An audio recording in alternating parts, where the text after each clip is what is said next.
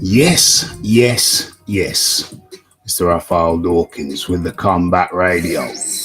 And we are live. Okay. Let me get my screen right. Using a different system today.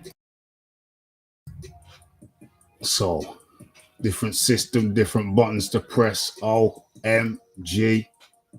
So let's try and navigate this shiznix. Okay. So, let's stop sharing that. And let's start sharing. Where are we? Start sharing this. Un, deux, trois. Okay, so hopefully we got the screen right. We got the music right.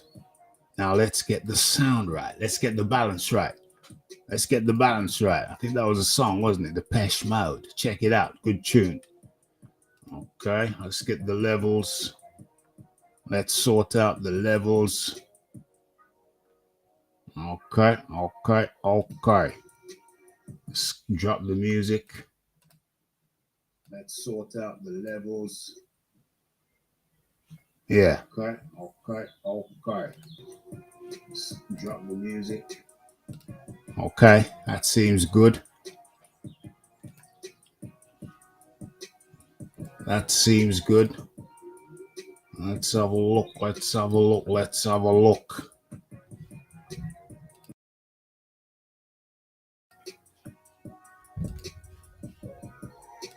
Okay. Hello and welcome to the Raphael Dawkins Combat Radio. What we on? What we on? Let's have a look. Let's see if we can get the banner up. Different system. Do we even have a banner on this? Hold on, let's have a look.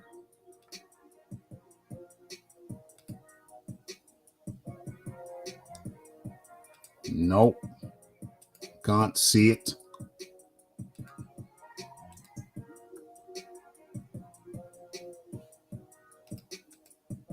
Nope, can't see it. Working with a different system today. Let's have a look. No, okay. Let's get into it. OMG. Feels kind of weird. Used to a different system. Okay, so hello and welcome to the Raphael Dawkins Combat Radio. It's the original wrap-up show. Boxing Talk with Raphie. Okay, so let's get into it. What we're starting with today? Well, we've got the poll up. And the question is, who wins? Taylor or Lopez? Who wins? Taylor or Lopez? OMG, we've got people active with the voting. And that's nice. That's very, very nice. Okay, so let me see if I can navigate this shizzle. If I can remember how to work this shizzle, let's have a go. See if it works. Yes. Bruce Gas up in the building bright and early. Salute, bro. Salute to you, Bruce Gas. Good show the other night with, what was his name? Terrible Tim and, what was it? Mr. Muhammad, I believe. Okay. Aaron Daly up in the building. How do you do?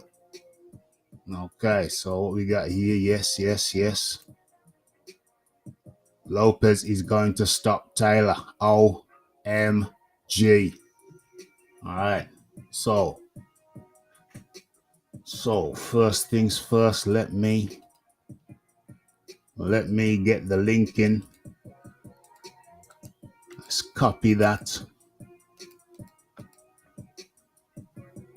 Let's paste that. Boom. Let's get this pasted over. Oh, it's there already. Okay. Pin that. Okay, so that's pinned. Let's bring that down. Did you have a good bank holiday weekend? It was really good. I don't know what part of the country you're in, Aaron, but over here in Middle Earth, it was very, very nice weather. It's got a little bit chilly today.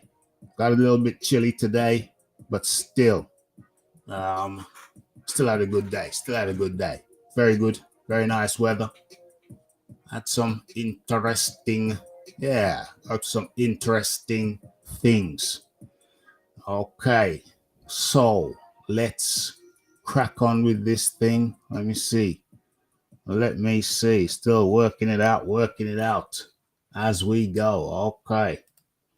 So what we're looking at here, let's see if I can share this. What's that button there? I haven't used this system in a while. I'm from Brum. Dang. Weather was fantastic. It most certainly was. Wizard Sleeves up in the building. If Taylor is anything near back to his normal. He washes Teofimo Teofimo Lopez. Okay, so let's get into it. Let me see if I can navigate this thing. OMG. OMG. Let's try and do this. Let's share. Boom. How does that look? What's going on there then? Okay. Okay. Let's get into it straight away. Hit that like button, hit that subscribe button, hit that share button. Let's do this. Okay. So link is in the chat. Let's get into it. Where are we? Okay, so Teofimo Lopez sounding crazy. Apparently wants to kill. Damn. Apparently wants to end Josh Taylor. Gotta be careful with my words. Gotta be careful with my words. You know how sensitive these algorithms are. I found out for myself. I dropped 2 messages on Instagram whilst in discourse conversation, normal conversation. And I got one notice saying your comment has been withdrawn. It wasn't even nothing rude. You know what I mean? It was just normal conversation. Then the second one around lunchtime, as your comment has been withdrawn. You have a right to appeal. So that's Twitter telling me. Let me check Twitter. Oh, thanks for your appeal. This is what Twitter says. Let's have a quick look at Twitter. Let's have a quick look at Twitter. Okay. Thanks for your appeal. You appealed one tweet. What does that mean? LBC. BLBC. I said, oh, maybe that's the name of the channel or whatever. LBC should have gassed him. Oh, that's local, whatever, constabulary. Should have gassed him first. And that was in response to a call that the local police here in the UK had to respond to. It was a madman wielding a weapon. And they didn't look like they had the suitable body protection. You know, they had bare arms. It was a bladed article.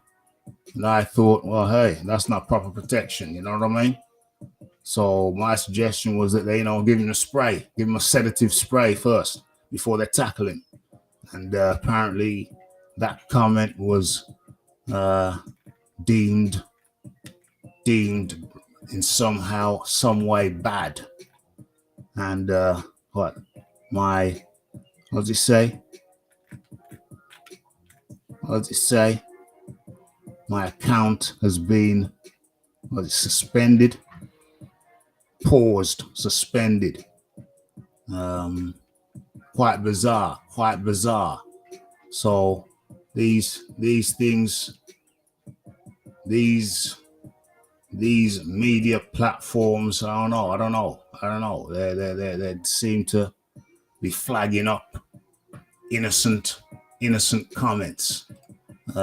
Quite bizarre. You gotta watch what you say. I understand that, but a little bit of levity.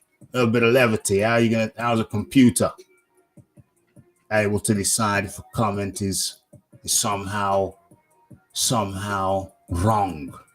You know what I mean? Seems kind of crazy to me. But anyway, let's get into this thing. Let's share this thing. Hold on, let me do a little checking around. Okay. All right, let's get into it. So, Teofimo Lopez sounding crazy, wants to end Josh Taylor, according to the article. Who's that? All right, let's look. Okay, so Teofimo Lopez talking crazy apparently.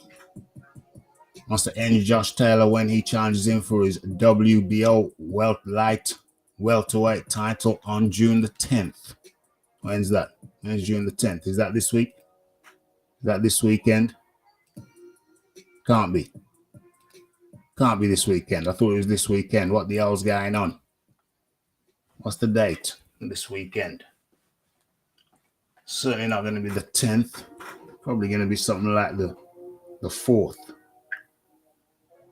Let's get that out of here. Okay, I got my steps in today. That's good to know. What's the date? Oh, okay. So it's going to be the 3rd. It's going to be the 3rd. So this fight takes place not this weekend, but next weekend. Damn. I was looking forward to this. I thought it was this weekend, but it ain't. Okay. Anyway, let's crack on with this. What are people saying, though? What are people saying?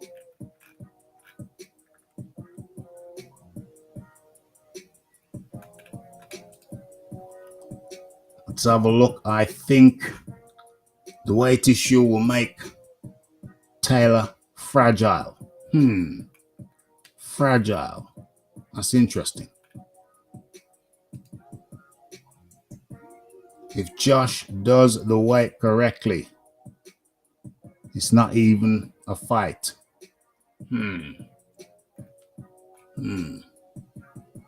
Oh, you mean Josh Taylor losing weight to make the weight?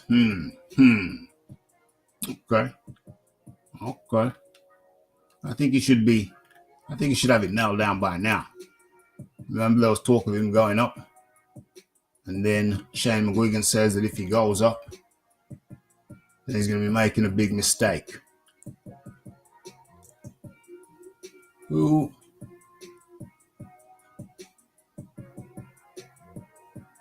Yeah, he's going to be making a big mistake, and all of a sudden, Josh Taylor stopped talking about moving up. So that's going to be interesting. Do I think it's going to be a factor? I don't really know. I'd like to think it won't be. I'd like to think that Josh Taylor's got it nailed down. I'd like to think he's got a nutritionist in on the action. I'd like to think so. We're going to find out. Not this weekend, but the weekend after. Okay. So, in an interview, the former unified lightweight champion, Teofimo Lopez, sounded unhinged. OMG. Talking about needing to end Taylor inside the ring next month so that you can put fear into the minds of future opponents. Well, I hope he doesn't try to end Taylor the way he tried to end Kambosos and ended up getting put on his ass. Was it in the first round or the second round? Yeah, ended up being put on his ass real quick. In that Teofimo, no, not Teofimo, in the George Kambosos fight. You know, if he goes in there with that mentality, it's not going to be good. I find it hard to believe that he'd make the same mistake twice in such quick succession. You know what I mean? Let's have a look. Okay. If Teofimo hopes to scare the former undisputed champion Taylor enough to where he won't try to win on June the 10th, he could be wasting his time. The idea is for Teofimo to frighten Taylor. And it sounds futile. Okay? So, some boxing fans believe the punishment that Teofimo took to the head in his fight against Vasily Lomachenko did something to his head. Really? Leaving him dizzy and confused. Really? No longer showing the form he had inside the ring before that fight. Did Lomachenko knock the sense? I think it means the sense out of Teofimo Lopez. Well, that's crazy to me. Because didn't Teofimo win that fight? I think he won the first 6 rounds. He lost round 7, 8, 9, 10, and 11. And then he came back and won round 12. Teofimo Lopez, I don't think I don't think he had any adverse effect on him, but let's have a look. Let's bring up Taylor. Let's have a look. Fighters. Josh Taylor. Boxing Pro. The Tartan Tornado. Teofimo Lopez. All right. I'll stop sharing that. I'll start sharing this. Boom. Boom. Boom. How's that showing on your screen? Let's resize that just a little bit. Okay. Much better. Much better.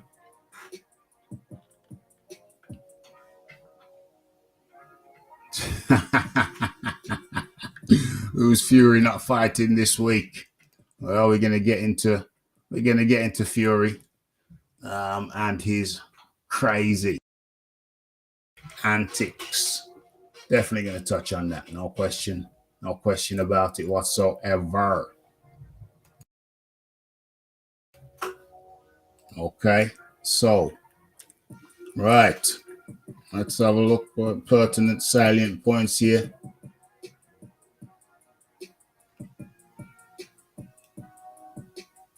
Lopez says, if I'm going to die in the ring, I want to go out like a champ. Boxing today is the gladiator days. Okay, we're going to talk about Top Rank should be deeply concerned about how unbalanced Teofimo sounds. Goes on to say he looked terrible in his last fight against Sandor Martin last December. If not for the bizarre scoring from the judges, Teo would have suffered his second loss. Yeah, it was a close fight. I can't remember who I had winning that one, but it was a close fight. Okay, so Taylor will be defending against Teofimo on ESPN Plus at the Hulu Theater, Madison Square Garden. Okay, so taking place in a 4,000-seat venue, which some boxing fans see as a sign that Teofimo's popularity has dropped since his loss to George Kambosos Jr. and his subsequent poor performances against Sandor Martin and Pedro Campa. OMG, you know, when they put it like that, it kind of makes you wonder, it kind of makes you think, well, yeah. Let's have a look. George Kambosos. So he reached his highest point with Vasily Lomachenko. Yeah. Right there. Before that, he finished Richard Coleman in 2. A fight that I expected to be a lot more competitive than that. And Nakatani went all the full distance, 12 rounds. So it was a Richard Coleman fight that really set the world on fire. Then he came in and he beat Vasily Lomachenko. There was some controversy around that, if I remember correctly. Well, I mean, it was pretty clear by my scorecard. Not much controversy as there was with the Devin Haney fight, but there was controversy nonetheless. But like I say, 1 round to 6 was Lopez for me, and then round 12 for Lopez. Okay, so I was comfortable with that score. George Kambosos, I think, did he complain? Did Lopez complain about the George Kambosos fight? Did he say he thought he won it? No. Not according to my scorecard. Glenn Fieldman had it 112, 115. Frank Lombardi had it 111, 115. Don Drila had it. Hold on. Okay, so it was a split decision. Oh, Darragh had it 114, 113 in favor of Teofimo Lopez. Okay, I don't really agree with that scorecard, but there you go. Beat Don Pedro Campa in 7 rounds. TKO. I don't really remember too much about that fight. Then Sandow Martin, I remember that fight. That was a 10-rounder. And it was a very close fight. Could easily have gone Sandow Martin's way. And you remember in that fight, the mic was hot and Teofimo was just leaning against the ropes. He was talking to one of his team and he was saying, do I really have it anymore? Just leaning against the ropes. Didn't realize the mic was hot, but I mean, the camera was on him. So you'd have thought that he'd have figured it out, but apparently not. Didn't realize the mic was hot. And he just leaned back against the ropes, just thinking, do I really have it anymore? That's kind of unfortunate. Very unfortunate moment. So he hasn't looked impressive since, what is that, October the 17th, 2020. Teofimo has not looked impressive for a good year and a half. What is that? 2020, 21, 22, well, 2.5 years. Hasn't looked impressive for 2.5 years. Is that right? 20, 21, 22, 23? Yes, 2.5 years. Dang. That's a long time. That's a long, long time. So really for him to beat Josh Taylor, he's going to have to turn back the clock 2.5 years. Or just come back reinvented. Needs to find his mojo. Needs to get his mojo back. OMG. John. Why am I calling everybody Don? Why am I calling everybody Don? John D. Lee up in the building. How do you do? Okay. Let's have a look here. Yep. The link is in the chat. The poll is in the chat. I'm navigating this new system. Well, it's an old system that I don't use very often. Run out of credit on the normal system, so we're back to this system, the fallback system. Let's have a look.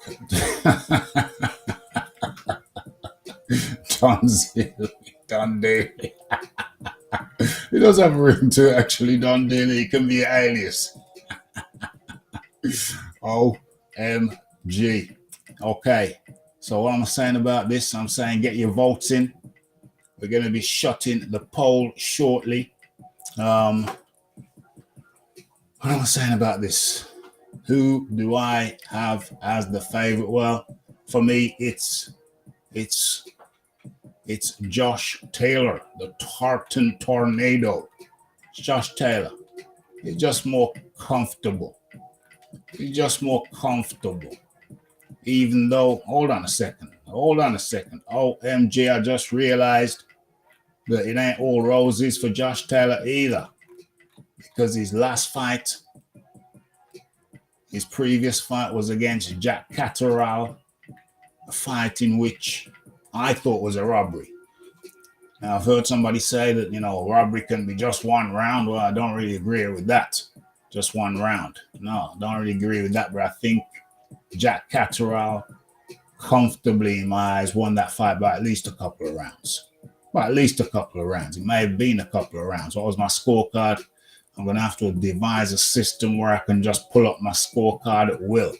I have to get it computerized so I can get all my historical scorecards and just pull them up. Maybe I should use an app I can use on my computer and I can just pull it up. Type in what was my scorecard for this fight and boom. That's maybe what I need to do. Yeah, but to me, Jack Catterall beat him. To me, by at least a 2-round margin. And I felt for Jack Catterall. I thought it was a clear win. I thought it was a clear victory. And if I'm not mistaken, at the end of the fight, Josh Taylor kind of showed signs that he he also thought that he may have lost. You know what I mean? And then since then, Josh Taylor, apparently he had an injury. They were gonna rematch. Jack Catterall wanted a rematch. Josh Taylor said, "Well, yeah, sure." And then he backtracked, and then he said, "Yeah, we can have a rematch at 147? Was it 147? The weight up." And people were in uproar about that. And then he said, "Yeah, it's got to be 147 because I'm changing. I'm going up in weight."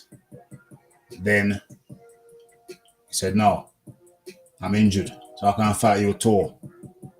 And then when he got off his injury, he said, "No, I'm not going to fight you yet. I'm going to fight you later."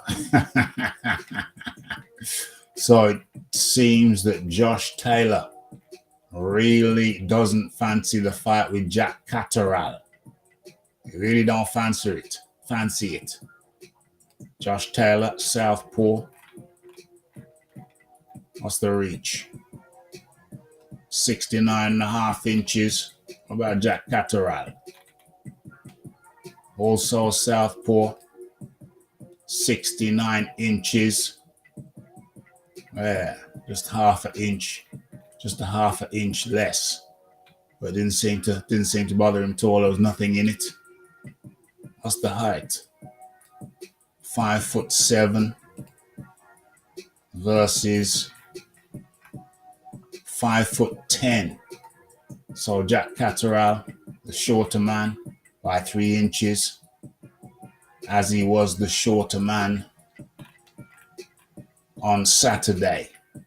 And he fought Darragh Foley of Ireland, now currently residing in Australia, Bondi Beach, New South Wales.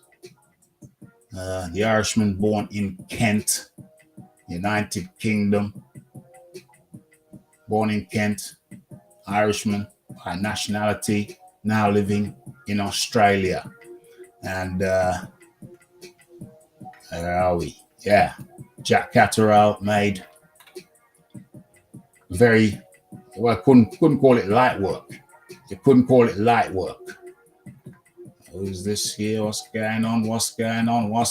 Hit that like button.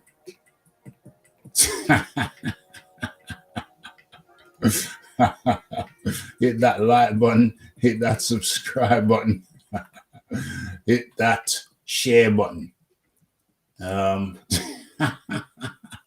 Fury just offered Philip Schofield 20%.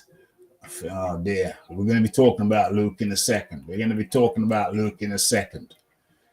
Or two. Fight Score is a decent app, yeah.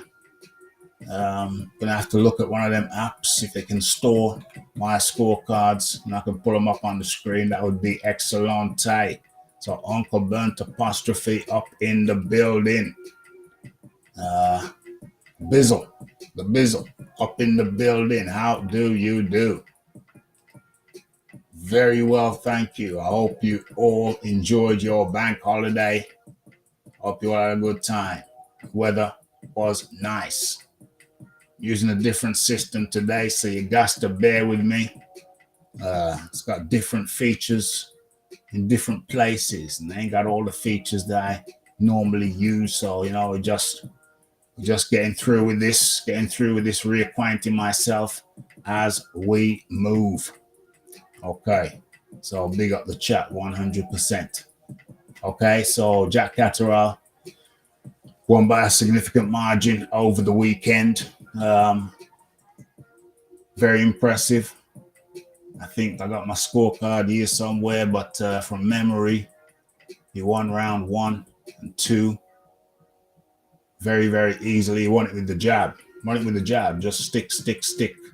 Sometimes he's putting a triple jab on Foley.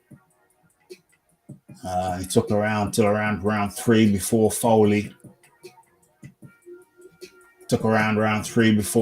kind of realized, hold on, I got to start using my jab. It was Memorial Day in the USA yesterday. Yeah, that's good. There was a bank holiday over here. So yeah, holidays all over the place. What part of the United States are you from, Mr. Coates? What part of the USA do you reside? Okay, let's have your opinion as we move. Get your vote in before I pull the poll down. Get your votes in. So Jack Catterall is winning the early rounds easily. Why the banks need the money? Why the banks need a holiday to count up all the money? It's going into the slush funds, etc., etc. OMG. Yeah, so winning very convincingly. I think I only gave Foley a couple of rounds. Very dominant performance by Jack Catterall, but he's been out of the ring.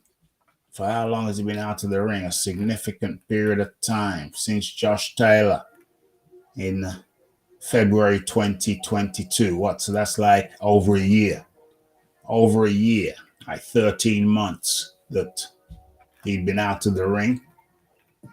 So I expected that in the finishing stretch, rounds 8 to 10, we're going to see some signs of fatigue from Jack Catterall because Foley's been very active. Foley's been very, very active in the last 12 months. So I expected to see some signs of fatigue from Jack Catterall. And sure enough, that's exactly what happened. Foley made it rough work, doing some rough work on the inside, but Jack Catterall was doing a little bit of rough work too. You know what I'm saying? He was got warned a couple of times for shots strain south of the belt, and he kind of out-grappled Foley a few times. He's got a very nice single arm sweep where Foley would try and lock up his arms, and Catterall would use his levers to pivot Foley out of the way. So I think he threw him to the ground one time. So Jack Catterall has some very effective inside grappling, very effective indeed. And so even though Foley was the taller man, maybe the naturally bigger man, maybe the naturally heavier man, couldn't really bring that to bear in the grappling terms because Catterall was the better grappler, but he was applying pressure in various rounds, the latter half of the fight. And Jack Catterall had to use his slickness, very slick with the jab. I'd have liked to have seen him. Obviously, he's a southpaw, so that's the right hand. I'd have liked to have seen Catterall use his left more. But for his first run out in 13 months, I thought he did very, very well. He admitted himself he was a little bit nervous. He'd been out of the ring for so long, seeing his teammates doing very well, and he was just sitting by the wayside through no fault of his own. Did I say 13 months? I think he said 15 months. Yeah, around 15 months, just shy of a year and a half. He said he had been nervous. It was great to see everybody else in his team being successful, but he wanted to get back in, and he was out through no fault of his own. But now he's back in the ring and back to winning ways. Looking forward to Catterall getting a bit of a rub of the green. Like I said, he should have been the undisputed champion. What the weight? Undisputed super lightweight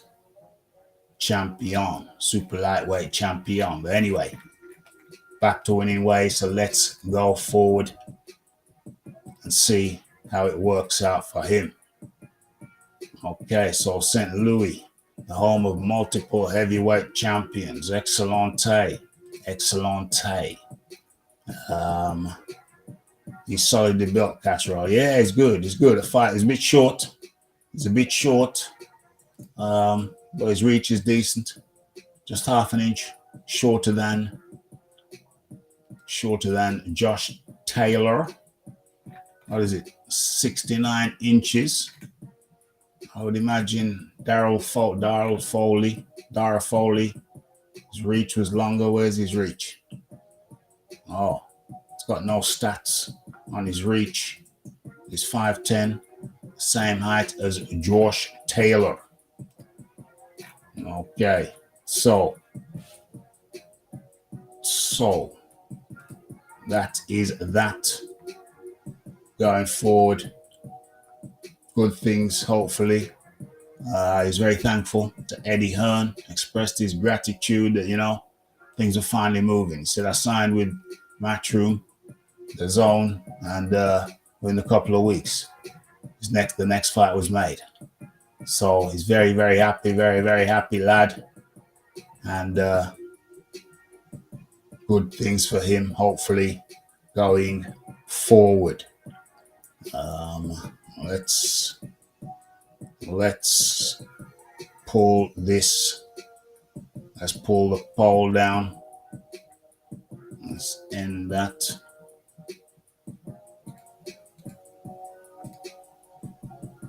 Let's get the results from that. Post that up. Yes. Let's drop that in there.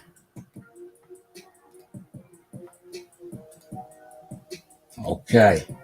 So the results of the poll are as follows. Who wins? Draw 0%, Lopez 33%, and Josh Taylor 66% of respondents say Josh Taylor wins. I have to go with Josh Taylor. Why am I going with Josh Taylor? Because I think Josh Taylor is just the more comfortable. I think Josh Taylor is just the more comfortable of the two. Let's have a look. Where are we here? How do we do this? Okay, that's how we do that. Yeah, I think Josh Taylor is just the more comfortable of the two. More comfortable in his own skin. Yes, he's coming off a loss in the eyes of many people. Took a lot of grief. Got a lot of hate mail through social media. Took a bit of a battering from the fans, who I think that was primarily because he didn't acknowledge that was a super close fight and he could have lost. I don't think the fans like that, and he took a bit of a battering. OMG. Okay, so welcoming in the John D. Lee. John D. Lee, how do you do? Yeah, I'm good, Raph. Good stuff. It was quite a pleasant bank holiday weekend in Birmingham. Yeah, I was gonna ask that. Yeah, it was very nice, very pleasant indeed. We had a good run of weather. Unfortunately, today was sunny, but not as warm. I hope this doesn't spell the end of our little mini heat wave. Well, it's staying dry for the rest of the week, Raph. So I'll start off with taking that as a good sign. Yeah. I'll accept that. I don't really know how warm it was today because I was in the office all day. So. Yeah. I was in the office part of the time, but I was also out at lunchtime, and then at the end, I went for a coffee. So weather kind of dipped a little bit, the temperature, but still warm. Well, still dry and still sunny. I'll take that. I will take that. According to Apple, which is not the most reliable, it's going to get warmer again towards the end of the week. We'll see. I'll take that. Well, that's when you want it nice and warm anyway, weekend really. Yeah. I'll take that. So let me get my mic right. Okay, so what's your feelings on Josh Taylor versus Teofimo Lopez? Well, it's a bit of a who's recovered from the mess that they've been in best, really, isn't it? Yeah. Yeah. I had Josh Taylor comfortably losing to Jack Catterall. Yes, me too. I think Teofimo was a bit lucky in his last fight. And prior to that, it's all just been a bit messy, really, hasn't it? And he's got a subpar trainer in his father. Yes. Who's a bull. He's got a whole heap of personal problems. Yeah. Marriage. Which are genuine problems. I wouldn't put that on anybody. And really, I mean, the actual last time he looked impressive was when he knocked out Comey. Yes. Because while I thought he beat Lomachenko. Yes. He didn't do it in an impressive fashion. It was as much about the fact that Lomachenko didn't do anything for 6 rounds. Which he seems to think is a winning tactic at the moment.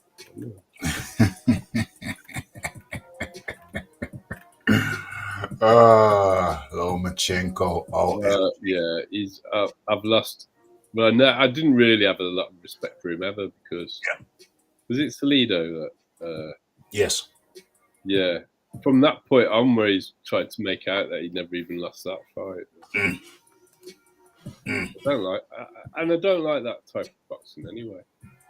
If I wanted to watch amateur boxing, which I do enjoy, I'll watch the amateur ranks, knowing that there's 3 or 4 rounds. Yes. I'm not interested in watching the amateur style over 12 rounds. It becomes tedious. But I think Taylor's going to win. Yeah. But only because his opponent is in an even worse place than he is. Yes. I'm not sure Taylor is a dominant force at 140 anymore. If you were to put him in with Regis Prograrius. Yeah, Progress, that's it. Yeah. I'd have Regis winning this time. It was close last time. I do think that Josh edged it before. Yeah. But I don't think he'd win the game. I think he's if he's going to do anything else, he's going to be at 147. But I think he gets his clock cleaned by Bud Crawford. Yeah, and I'm not sure he can even. I think Spence is done. And I told you after the car crash, I didn't think he'd ever be the same again. Yeah, you did. And I think that's proven to be the case, really. But I still think that version of Spence would probably do it. Yeah. If you look at both of their reaches, they've both got significant reach advantage over Josh Taylor, both of them. They've both got 70+ inch reaches, haven't they? Who are we talking about? Spence and Crawford. Yeah. So whilst he's been the bigger man consistently at 140, if he goes up to 147, he loses all those advantages. Yes. Much like Teofimo Lopez has, where he was the big man at lightweight, moving up to 140, it's not really, he's lost his advantages. Yes. It doesn't translate. So I'm not really very excited about the fight, to be honest. Both past the sell-by date in different ways. Uh-oh. I'm just trying to pull up Crawford now. Terence Crawford. Let's have a look. There he is. Couldn't seem to find Errol Spence for some strange reason. Teofimo Lopez, confidence gone, says George Cambosis. And it's strange how much confidence is a part of the game, because I think Teofimo's confidence has been severely dented. Absolutely. He was flying high. Thought on top of the world. And then he came up with he was going through personal problems. Mrs. left him, took his newborn son. Saying Mrs. his parents had advised him against. So he was in a bad place. And then I don't know what happened with the training. I don't know. I think his father took his eye off the ball, started breathing in their own fumes, started believing their own hype. And during the fight, his father was very light. During the fight with Kambosos, his father was very light with advice, technical advice, very, very light. The Teofimo went to his head. He thought he was the king-ish. And then his personal problems kicked in. And he went out there. He thought all I had to do is go out there and stick it on Kambosos, just stick it on him. And he ended up getting put on his ass.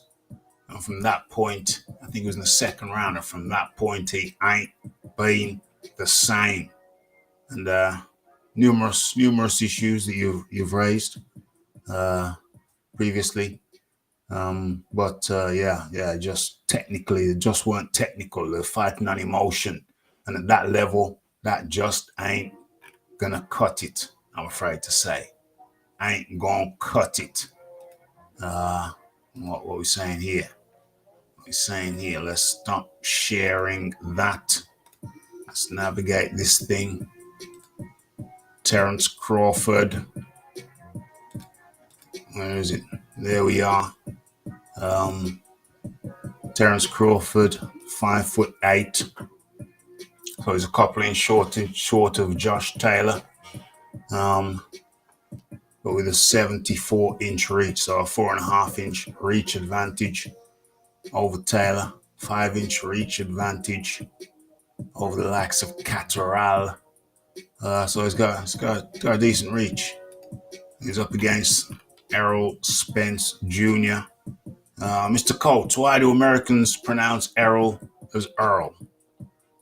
I say it's Errol to me. What's that all about? What's that all about? Say it's Errol. They don't know anything about hot chocolate.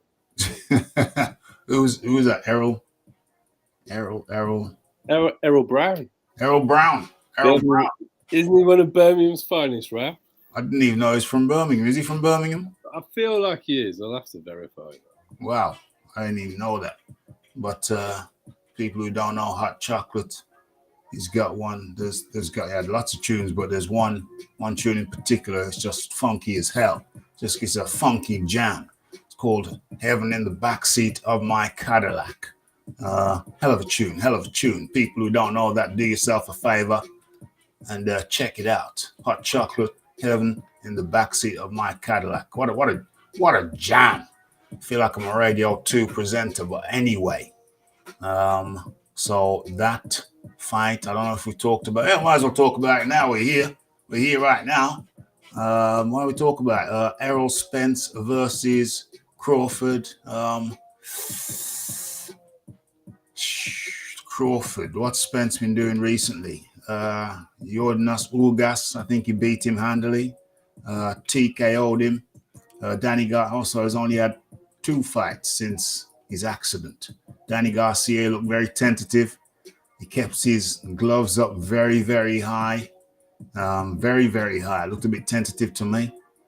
12-round decision. The Yordanos Ugas fight, I thought Spence looked very dominant. Very, very good indeed. But now he's going up against the guy I have as pound for pound number 1 right now. And that's Terence Crawford, multi-weight champion. And he wants to become undisputed. But one of these guys, Terence Crawford or Errol Spence, one of these guys at the end of this fight, what's the date of that fight?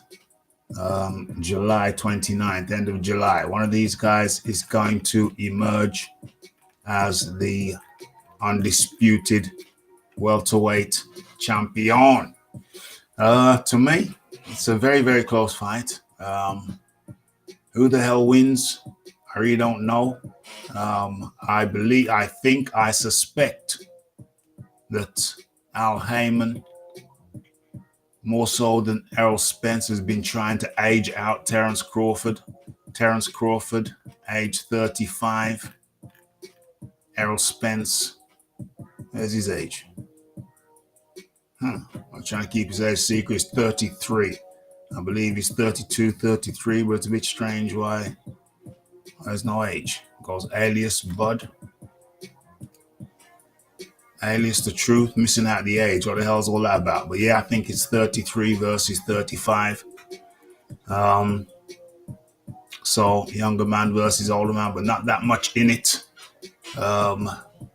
28 fights from Errol Spence, 39 fights by Terence Crawford. 28, 39. So what's that? 11 fights more. When did his career start? Started talking about Terence Crawford. I'm just waiting to get more career facts. Yeah, Terence Crawford. I've got to do an autocorrect because Errol Brown's not from Birmingham. Where is he from? Well, yeah, technically he's from Kingston. Kingston, Jamaica. Yeah, he moved to the UK when he was 12, and he moved to London. Okay. Errol Brown, hot chocolate, having in the backseat of my Cadillac. Check it out after the show, not during the show, after the show. So yeah, I mean, my argument is my suspicion is that Al Heyman at least has been trying to age out Crawford, and who knows when's the shoot? I mean, Terence Crawford might be past his peak already. I mean, he's 35. I mean, there's a high probability. It is more likely than not that Terence Crawford has already passed his peak. So if that was the objective, I argue that they've already been partially successful. Hit that like button, hit that subscribe button, hit that share button. So my question is, does Terence Crawford, even though most likely past his peak, has he still got enough to topple Errol Spence Jr.? My suspicion is he does. I think that for me, Terence Crawford is pound for pound number one right about now and has been for a while. Multi-weight champion and just a more overall skilled boxer. But I maintain, for those people who want to bet, I maintain that it is most likely that Terence Crawford has already passed his peak, but has he got enough left to handle the very, very good Errol Spence Jr.? And I say we're not going to know, but I've got to go one way or the other. I'm edging it towards Terence Crawford. And even though, Errol Spence is, a part of a yardman's Jamaican father, same heritage as myself, and so I support him in that regard. A little bit of patriotism in that regard. I got to go with the man who I think has been putting in the work the most and wanted it the most and wanted to be undisputed the most. The one who's been pushing for the fight the most. And that is Terence Crawford. So I want Terence to win. I hope we have a great fight. Nothing against Errol Spence, but I just think that Terence Crawford has been the more consummate boxer. Got into a little spat on Instagram today.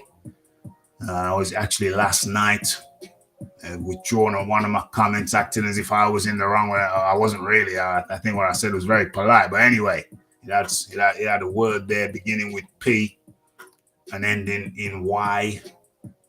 And so I think that might be, but I was just responding to what somebody said. I wasn't even speaking harshly. I just used the word that he used, and I think I was very diplomatic because I used the word, a naughty word, which he had used to me. Then my comment has been withdrawn. But what about the original comment? If you withdrew the original comment, my comment would disappear. But anyway, it's just a lesson to me that, hey, you have to be super slick with your words. Maybe if I put a few emojis or apostrophes in there, then I would have been okay. But hey, in this social media age, you live and you learn. John D. Lee, your thoughts and observations on this fight. Hit that like button, hit that subscribe button, hit that share button. I should do a poll on this as well. Okay, John D. Lee. Well, often you'd put down age to be what would take someone past their prime. Yeah. However, in this situation, we've had a man who's been thrown out of a Ferrari at high speed and landed on the way. Convertible, top down. Yeah. No seatbelt. And has not looked to have the same level of reflexes, speed, or as a convincing champion since that incident. So I think the plan to age Terence Crawford, who was the last man in the ring out of the two of them, he fought most recently and won by knockout against David Avanesian. Yes. When's the last time Errol got a knockout? I think it's Kelbrook. Let's have a look. TKO was Jordinas Ugas. That was a 10-round TKO. Straight KO was Carlos Ocampo. That was a 1-round KO, and that was in 2018. Before that, Lamont Peterson, also in 2018. At 147 pounds, Terence Crawford has a 100% knockout ratio.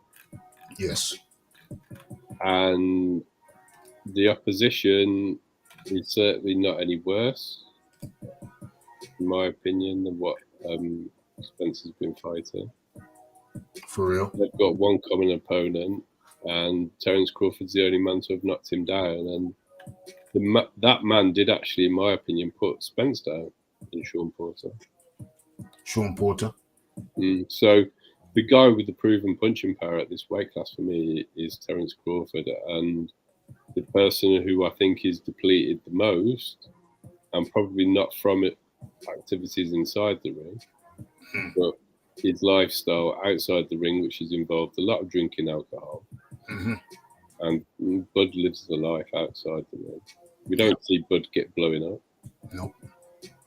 It's like when they've played it a lot this week, haven't they? When Errol's told Bud he was too light in the ass, and Terence's reply to him was, "You're just fat."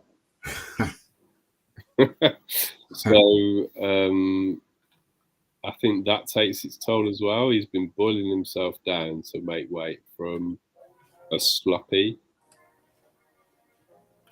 arguably 180 pounds. We've seen Spence get up to, like, really Billy Joe Saunders style outside the ring, and that has a toll on you as well. Yeah, it's a different kind of weight to Billy Joe Saunders' weight, though. I would contend. I think there's I don't know. There's been times where I've seen a real pot belly. All right, Dillian White example is probably a better example. That food pot belly, I've seen that on Spence quite frequently. Billy Joe Saunders, I mean, he's really unhealthy. Yeah, that's just chips, not even fish and chips. That's just chips and pastries, sausage rolls. And a lot of beer. Oh gosh, forgot about the beer. Yeah. Whereas Errol, I think he's more about your spirits. He's more of a top shelf. Spirits. But I think they're both quite heavy drinkers outside the ring. Who's that? Spence. Well, yeah, Spence was disqualified from driving after his Ferrari crash. Yeah. And he's consistently been seen in the nightclubs with the Charlos and what's his name? Yellow Breezy. Yellow Breezy, that's his mate, Yellow Breezy or something like that. And doesn't he hang around with Broner as well? Who? What's Broner's first name? Yeah, Broner, Adrian Broner. He's, and that whole crowd of people do not live the life outside the ring. Oh dear. So that type of behaviour prematurely ages you. Yes. So whilst Terence is a little bit older, I would argue that he's probably a bit fresher because he's looked after himself better. Dame. And he's got the better punching power at the weight as well. I will say now, I think that Terence Crawford will knock out Errol Spence between 7 and 9. Wow. O. I'm happy to stand by that prediction. OMG. And in comes the man like the Iron Kong, our man in the Caribbean. Iron Kong, how do you do? Yeah, peace, Raphie. Peace to the John Dealey, the man I'm correspondent, reporting live down This is a based operation. yeah, you know, the luxurious Dawkins Towers. I'm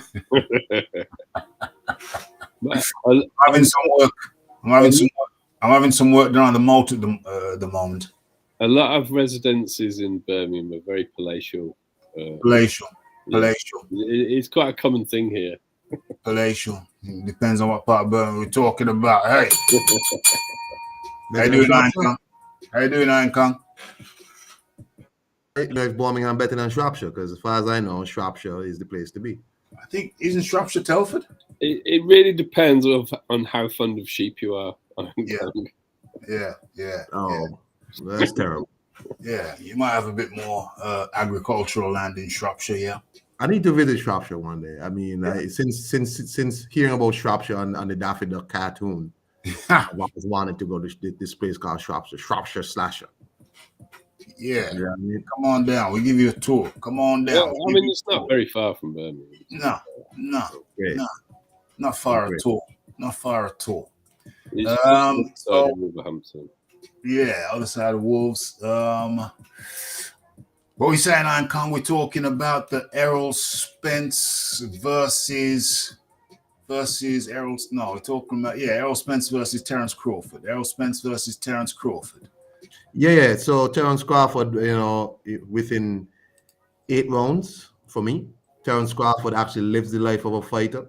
Yeah. I've never heard Terence Crawford in no garbage, and it would be awful that a man who lives his life like a lush would be victorious over a man who takes care of himself. What that said for the rest of the world, that you could be jettisoned from a speeding car. You know, you can drink like a fish. All this stuff and come back and beat the Terence Crawford. That would be terrible. I would feel awful. That would, you know, I can't tell my son, say, look here, you see this? This is what, you know, this is where you take your vitamins and you jog and all of that, and you do what's right. When this guy who lives this awful life could beat Terence Crawford. No, Terence Crawford within 8. You know what I'm saying? He's a much more aggressive fighter. I don't know what's up with Errol Spence. When people, for instance, Anthony Joshua, Errol Spence has been much worse. Errol Spence, I think I came in when y'all were talking about when last he stopped somebody. When was the last time he stopped somebody? It was 28. Well, TKO was Jordinas Ugas. Oh yeah, Ugas. So before that, the last straight stoppage, KO. The last KO was in 2018 against Carlos Ocampo. So we're saying Sean Porter, he struggled badly with Sean Porter. Split decision. Before that, Mikey Garcia. Yeah. Struggled. Mikey Garcia. You know, yeah. Danny Garcia didn't stop him. Mikey Garcia didn't stop him. No. And you know, Ugas fighting Errol Spence, had Errol Spence to be knocked out, and somehow somebody in the crowd probably gave him the no signal, and he stopped and allowed Errol Spence to come back and beat the hell out of him. I used, you know what I mean? Skullduggery there. I am suggesting that someone in the crowd gave a signal to suggest to your Denny Uga, maybe it's not the best thing to proceed down this path he's current and refrain from putting the big fish down. That's my opinion. Damn. You understand? So, well, I mean, if we look at how the PBC operate, You could argue something similar happened very recently, only a couple of weeks ago. With Rolly? Yeah. One of the first times I ever heard somebody suggest something untoward was when Wilder's old trainer suggested that AJ would fix the fight against Ruiz. I was like, why would that be on your mind? Why are you talking about fixing a fight? What was his name? Breland. Well, actually, if you go back a bit further and you go and watch the Malik Scott fight against Wilder, that looks like a complete dog. Well, of course, that was a fixed fight. But anyway, I got Terence Crawford within 8 rounds by stoppage because I do not believe Errol Spence is in any physical shape at the moment to be doing this. He has been rather unkind to himself, and I think that's going to show in this fight. The thing is, though, Cole, the Sean Porter fight was actually before the car crash. And based on what I saw in that Sean Porter fight, I still thought that Bud was going to knock him out anyway. So I think Bud would have done it without the damage on Errol Spence, because I think he's a superior fighter across the board. He's a switch hitter with more tricks in his bag and more punching power at 147. I mean, it's just that simple. Well, the Sean Porter fight was in September 2019. 2019, 2020, 21, 22, 23. That's like that's 3.5 years ago. No, my point is, in that fight, it's before he had his car crash incident. Yeah. And when I saw that fight, that convinced me that Bud Crawford would beat Errol Spence. Well, and since then, what he's gone on to do is have a serious accident and drink a lot. So he can only have deteriorated from that point. Well, my position on that is that 3.5 years ago, I would have had Bud winning hands down, personally.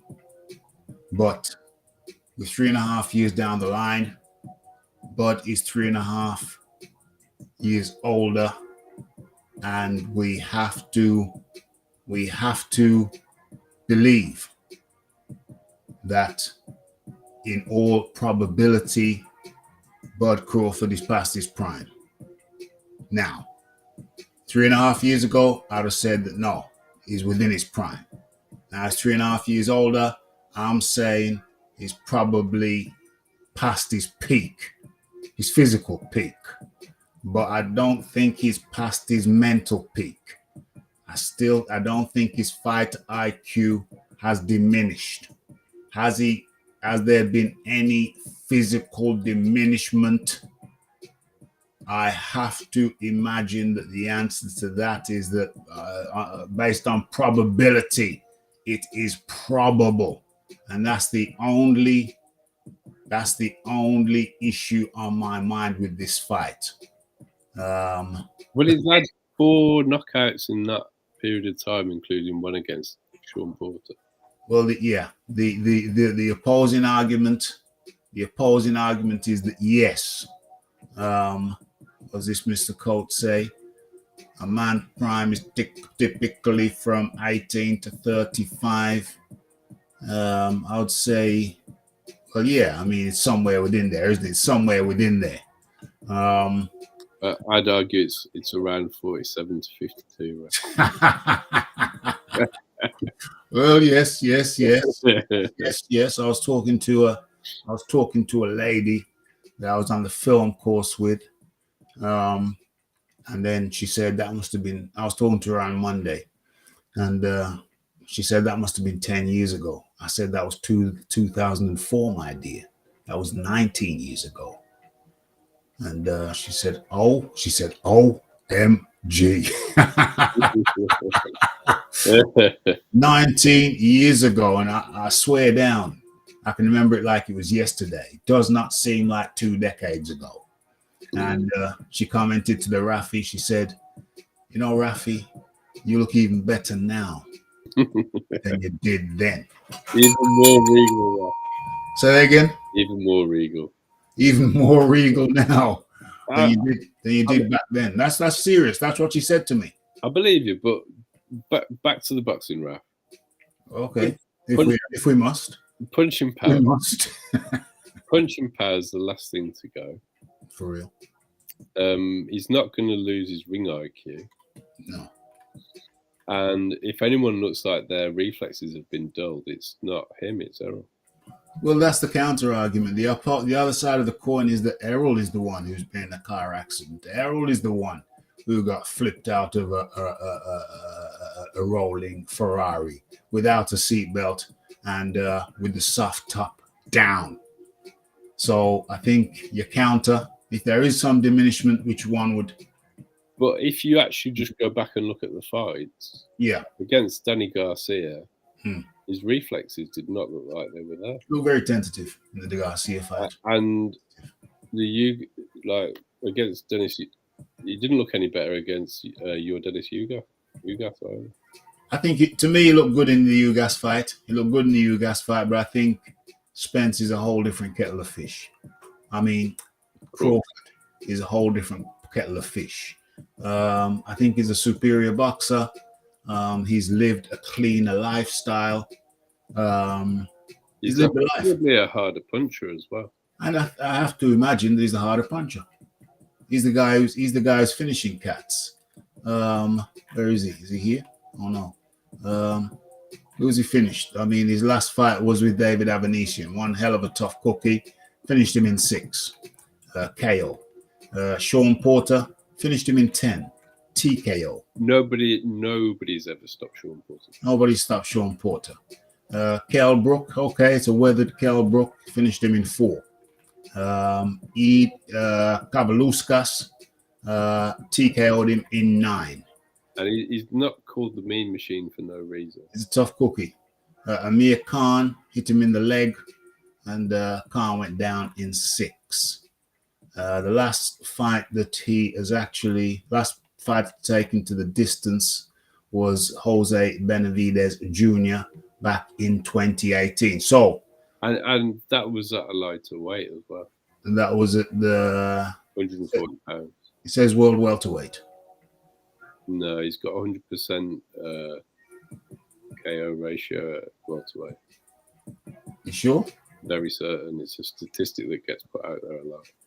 Well, it says here Jose Benavidez. Oh, no. No, you're right.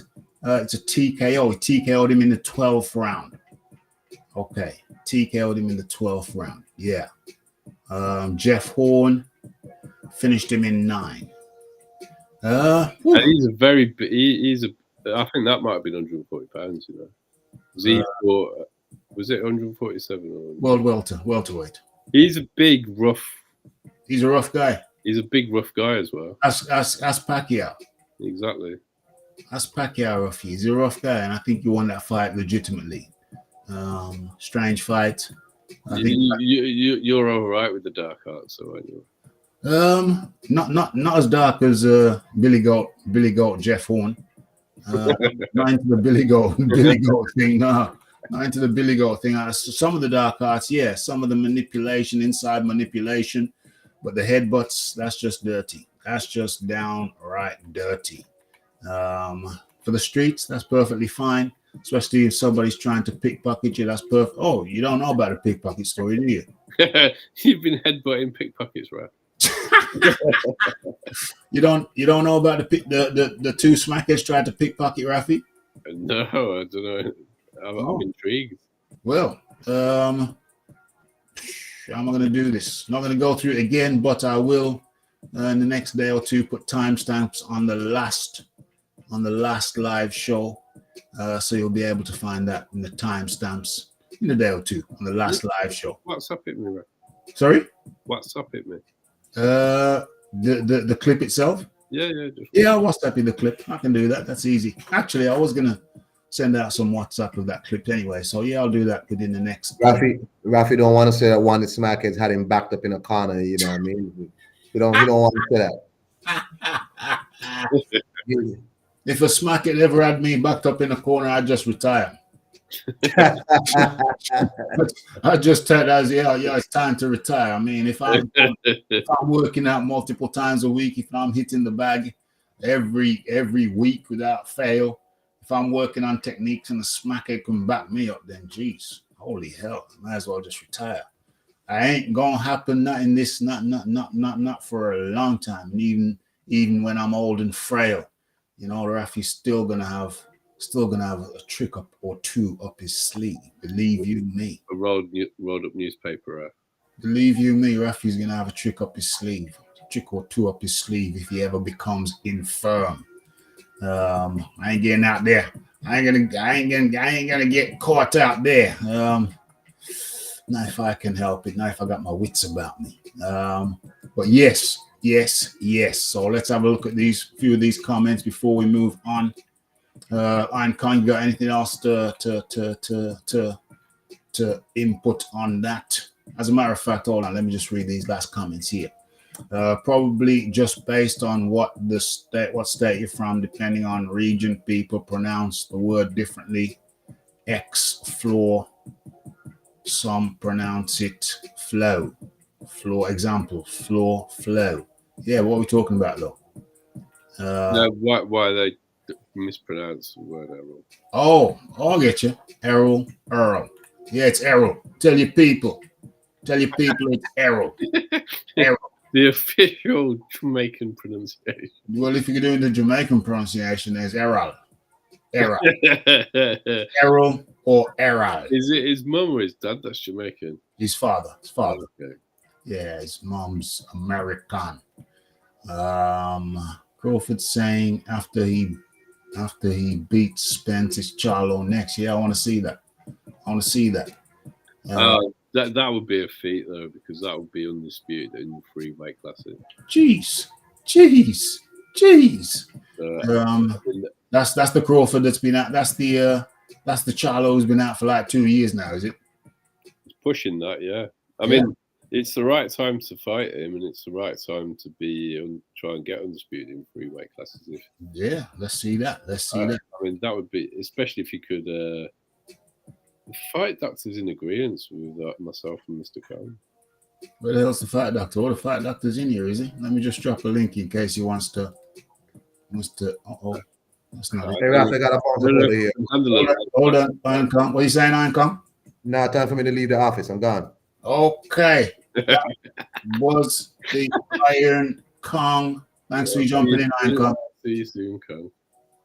Thanks for jumping in. That was the Iron Kong 26. What we're doing here? Where is that?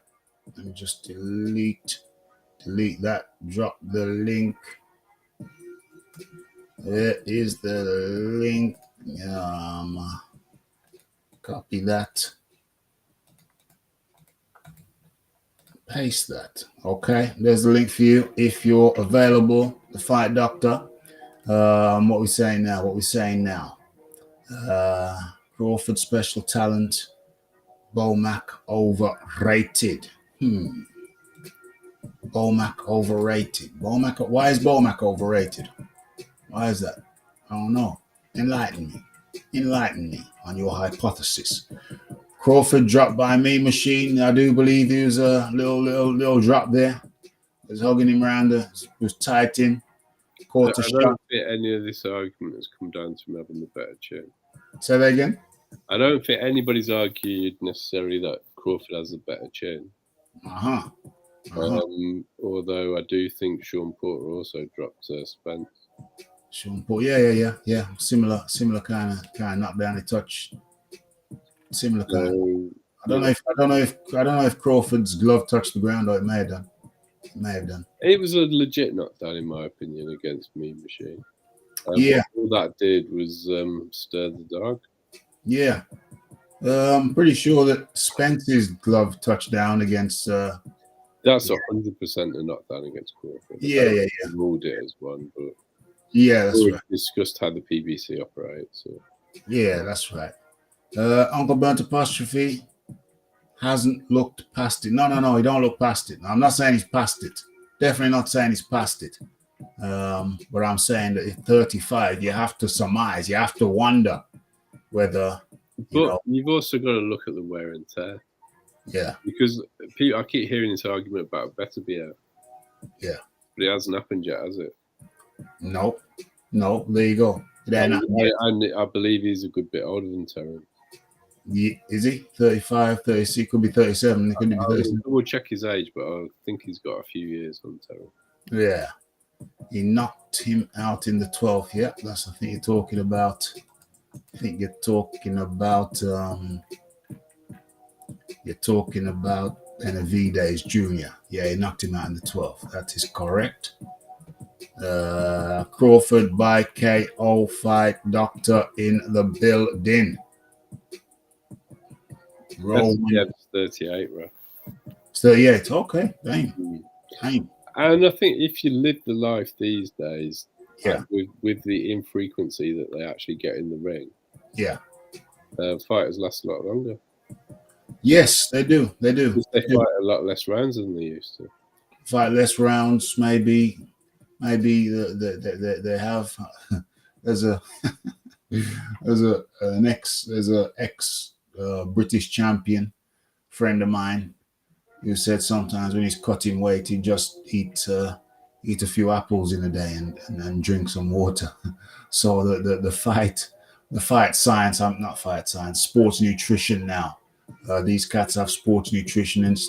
They know how to cut weight more intelligently than they used to. If you hear how some fighters used to cut weight, even just 10 years ago, you'd be horrified.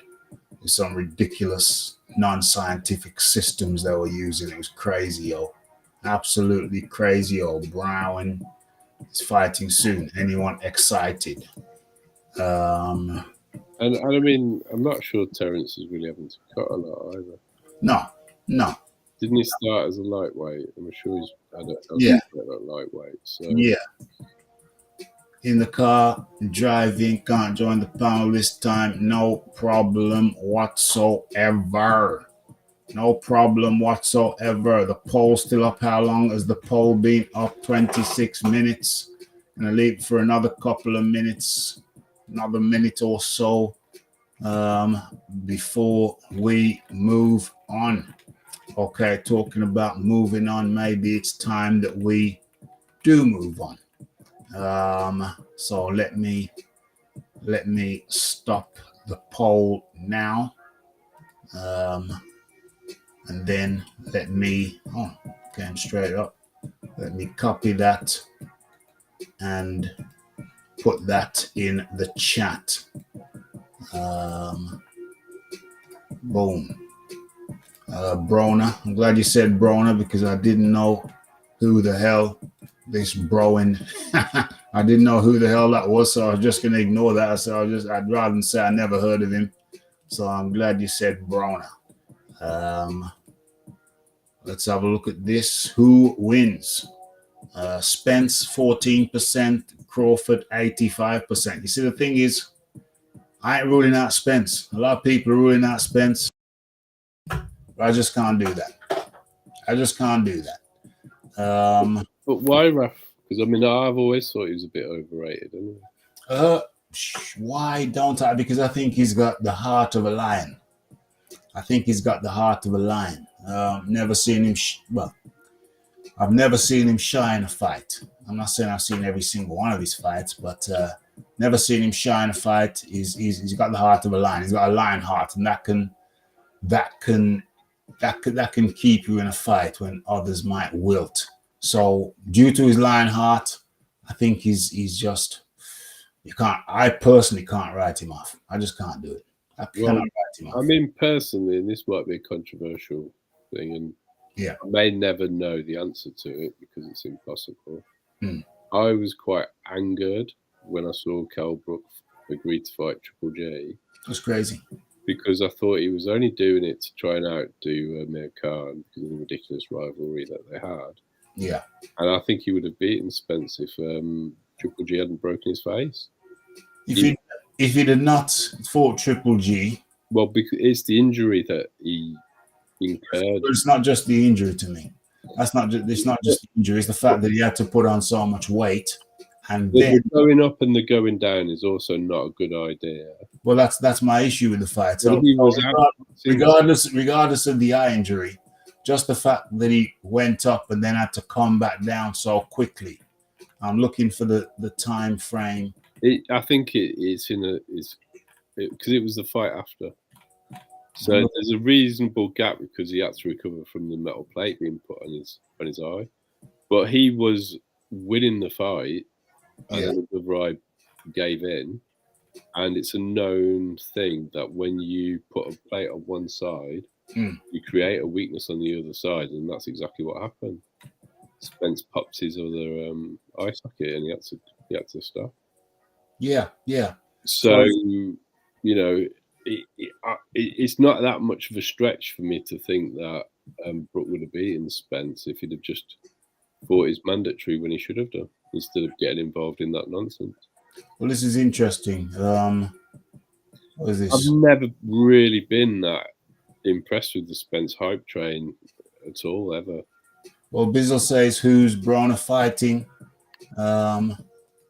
Some random Bill Hutchinson. So in answer to your question,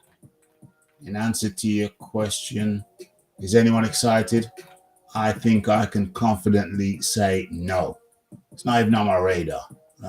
Don King. It's very difficult to get excited about an Adrian Broner fight because he throws one punch around. Don King is now his new promoter, so I'm even less excited. So, no, I'm definitely not excited. But let's just take a quick look. Let me share my screen real quick. And let's have a look. You see, I listened to an interview because Terence Crawford's been doing some interviews, and he said, am I sharing? Yeah. He said that he was doing a rundown on Spence's career, and he said that Spence fought Kell Brook. He said Kell Brook got one eye shattered by Gennady Golovkin. And that was in September 2016. He said a few months later, Errol Spence fought him. So he was totally wrong. It wasn't a few months later. It was like, September 26. That's January, February, March, April, May 27. So that was That was 9 months. Something like 9 months. So that was incorrect. That was misdirection. He was wrong there, Crawford. He was a good 9 months later. It's still less than 12 months, and he had to have a metal plate put in his face. Yeah. And so by modern standards, that's quite a quick turnaround for a fight. That's a quick turnaround. It is a quick turnaround. So he fought Gennady at middleweight, and then he had to go down to welterweight. So and have a metal plate put in his face. So and he was winning the fight. He was winning the fight. He was completely outboxing Spence. Yeah. He was winning the fight. Busted his face. That's not a knock on Spence. For me, it's actually a knock on Kell Brook because he had no business fighting Triple G in the first place. Yeah, he messed himself up with that one. 3 losses. Terence Crawford latterly. Hold on, that's 2020. Damn, was that long ago? Yeah, but he pretty much knocked him out with a jab, didn't he? I mean, that was just. Yeah. I don't think that Bob had anything for him to do, so they had to drag Kell over. Dang. Errol Spence, Gennady Golovkin. Yeah, it would have been interesting had Kell Brook not fought. He was the mandatory as well. And at the time, I really thought that Kell Brook was going to beat Spence. And then he signed to fight Gennady Golovkin. And I knew as soon as he did that, that was it. He wouldn't beat him. Yeah, that was his first loss in the professional ranks. And I was fuming at the time because I felt he'd only done it to try and outdo Amir Khan, who was fighting Canelo at the same time. That was dumb. That was not smart. Yeah. But I mean, That wasn't smart. And then he's not obviously softened him up for Errol Spence. So that was very, very unfortunate. Not smart at all. Not smart at all. Yeah, not smart at all. So I think we've closed down the poll, have we? Yeah, we've closed down the poll. The poll results are there. I think I've just gone over them. Overwhelmingly for Crawford. What's going on here? I mean, also, I think Terence Crawford is also the best boxer in boxing at the moment. Well, he's not pound for pound number one. Yep. So that's my position. He's pound for pound number one in my rankings. Errol, a drunk, Bud is top of his game. Yeah. All indications, when you look at all the stats, you have to go with Bud Crawford. I hope Bud Crawford wins because he's the better advert for boxing. He's the better servant for boxing. But I am not ruling out Errol Spence because I think he's got the heart of a lion. I think his pride is so big. He'll work for it. I ain't ruling him out. People. I can't do it. I can't rule him out. I can't. I don't think it's very often we see Raphie a little bit partisan, but I'm beginning to question that. Well, I don't know if it's partisan or just the fact that I haven't seen this heart of a lion either, to be honest. Heart of a lion. I certainly didn't see it against Mikey Garcia. No, that was after his crash, though. So no, it was before his crash. That was before Terence Crawford. Hold on. You said Mikey Garcia. Yes, Mikey Garcia against Danny Garcia. 100% wasn't there. Yeah. I was unconvinced with the Dennis Ugas fight, the Terence Crawford fight. The Sean Porter fight. I think it's actually an argument Sean won. He had the knockdown. It was a close fight. It was an extremely close fight, and Sean had the knockdown that wasn't given. So. Yes. Well, I haven't seen this. The heart of a lion. Dang. I hope you don't see it I hope you don't see it when this. Well, I don't mind you seeing it, but I want Crawford to win. I want Crawford to win just simply because he's a better servant to boxing. He's the guy you can point to. I think if he's the guy you can point to, he's the guy you can say to your kids, this guy lives the life. This guy right here, this Crawford guy, he lives the life. And this is the result when you live the life, when you dedicate yourself fully, when you apply yourself fully. This is what can happen. This guy here, Terence Crawford. Terence Crawford.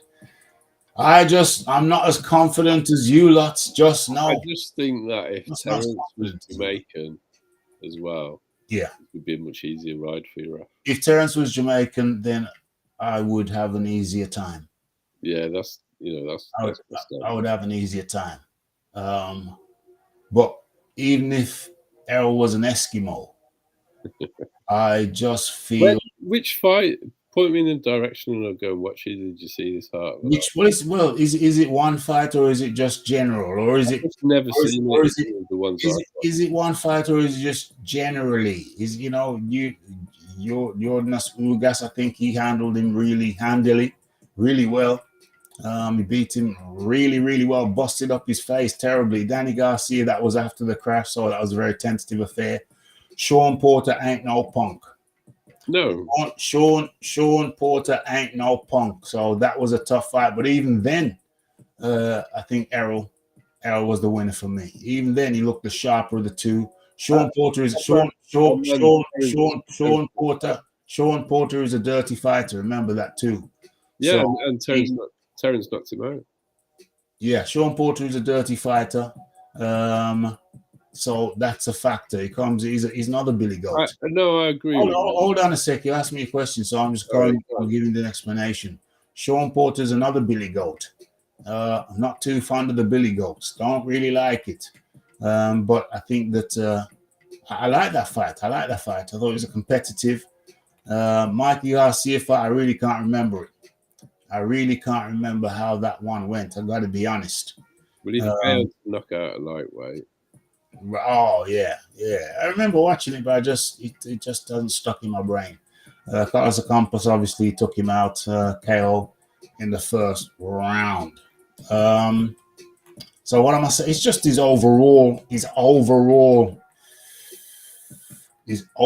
self-belief. He's always confident. He's around them. When he's around all of those PBC guys, all of them, they all, even the Charlos, the bigger, heavier Charlos, he's never shy in that situation. He's never shy. He said, yeah, remember, yeah, we sparred him before. And he'll say in front of all of them guys, yeah, man, we sparred before. You know how it go. You know how it go. So there's just this confidence, whether he comes from Timbuktu, Afghanistan, friggin' Alaska. There's that thing in him where he's around guys who are bigger than him, and it seems to me he always gives the impression that, yeah, we've sparred and I got the better of him. That's always the clear impression you get from him. And even when Terence Crawford and him, there's that clip, there's that scene where they meet up backstage somewhere. Even then, as man to man, it's like you got the feeling as a man out on the street there, it's like they don't want to antagonize him. He's a serious. I detect him being a very serious dude. Very serious dude. So I'm not too sure I agree with that one. I mean, Terence Crawford's the proven street fighter out of the two of them. Proven street fighter? Yeah, he is. Yeah, he was a street fighter before he took up boxing. Well, like I say, I've seen them together. When you see the two of them together, I didn't really see Terence getting very shy about it. If anything, I heard Errol coming up with a lot of reasons why he didn't need to fight Terence. The two of them together, I saw Errol Spence. The two of them together, I saw Errol Spence looking like the cantankerous one. The people didn't really want to antagonize. Now that don't mean he's going to win the fight, but that don't mean he's going to win the fight. But he's a very, very. He's a guy who believes himself deeply. That's what I feel, and I feel he don't feel nobody around his weight category is going to beat him. How is that going to manifest itself? Only time will tell. When that confrontation, Raphie, it was Terence Crawford chasing him down for the fight. Yes, getting him in his face. When he was told he was too light in the ass by Errol Spence, he laughed in Errol Spence's face and just called him fat in his face. And it was Errol who was coming up with a list of reasons why he wasn't going to fight him. So I just didn't see any of the things you just described there. Yeah, I mean, Terence stepped to him. Terence called him out. Terence followed him around, tried to get the fight off him. And he just looked like he knew that the PBC weren't going to fight him, so he didn't have to worry about it. And he just said, why am I going to go and fight you when I can go the easy route? Actually what he said to him. Well, yeah, I mean, he said you're the wrong side of the street. Yeah. No. He actually said, yeah. And this is a quote, why would I fight you when I can go the easy route? And he listed off all the other people he could fight instead. Well, yeah. I mean, yeah, he did say that. He did. Well, I don't remember him saying that, but I did hear him saying that you're on the wrong side of the street. Yeah, he said both. He also told him to go and get a belt as well. Yes. Terence was the one chasing him down. Terence has always been the one chasing him. He stepped to him in his face. I don't know about him stepping to him. I didn't see him step. No, but I mean, so the one where he calls him light in the ass. Yeah. That is Terence coming out to confront him to his face. All right. And it's Terence who was the street fighter. Terence, the only bit of besmirching we've ever heard about Terence in the press is over a car repair where he didn't like the prices that were being quoted and he beat the guy up. Well, everybody can relate to that. That's understandable. Yeah, but I mean, I'm just saying, if you actually look into it, Terence was a street fighter first. Yeah, well, I didn't mean literally. I mean, I was talking figuratively. I wasn't talking about his street. Yeah, but I mean, you know, when you know you can do it anyway, it's a bit like Dillian. Dillian is always confident because he's used to winning. Well, what I saw when they had that confrontation, as a matter of fact, let me see if I can pull it up. Oh, let me mute my mic because this.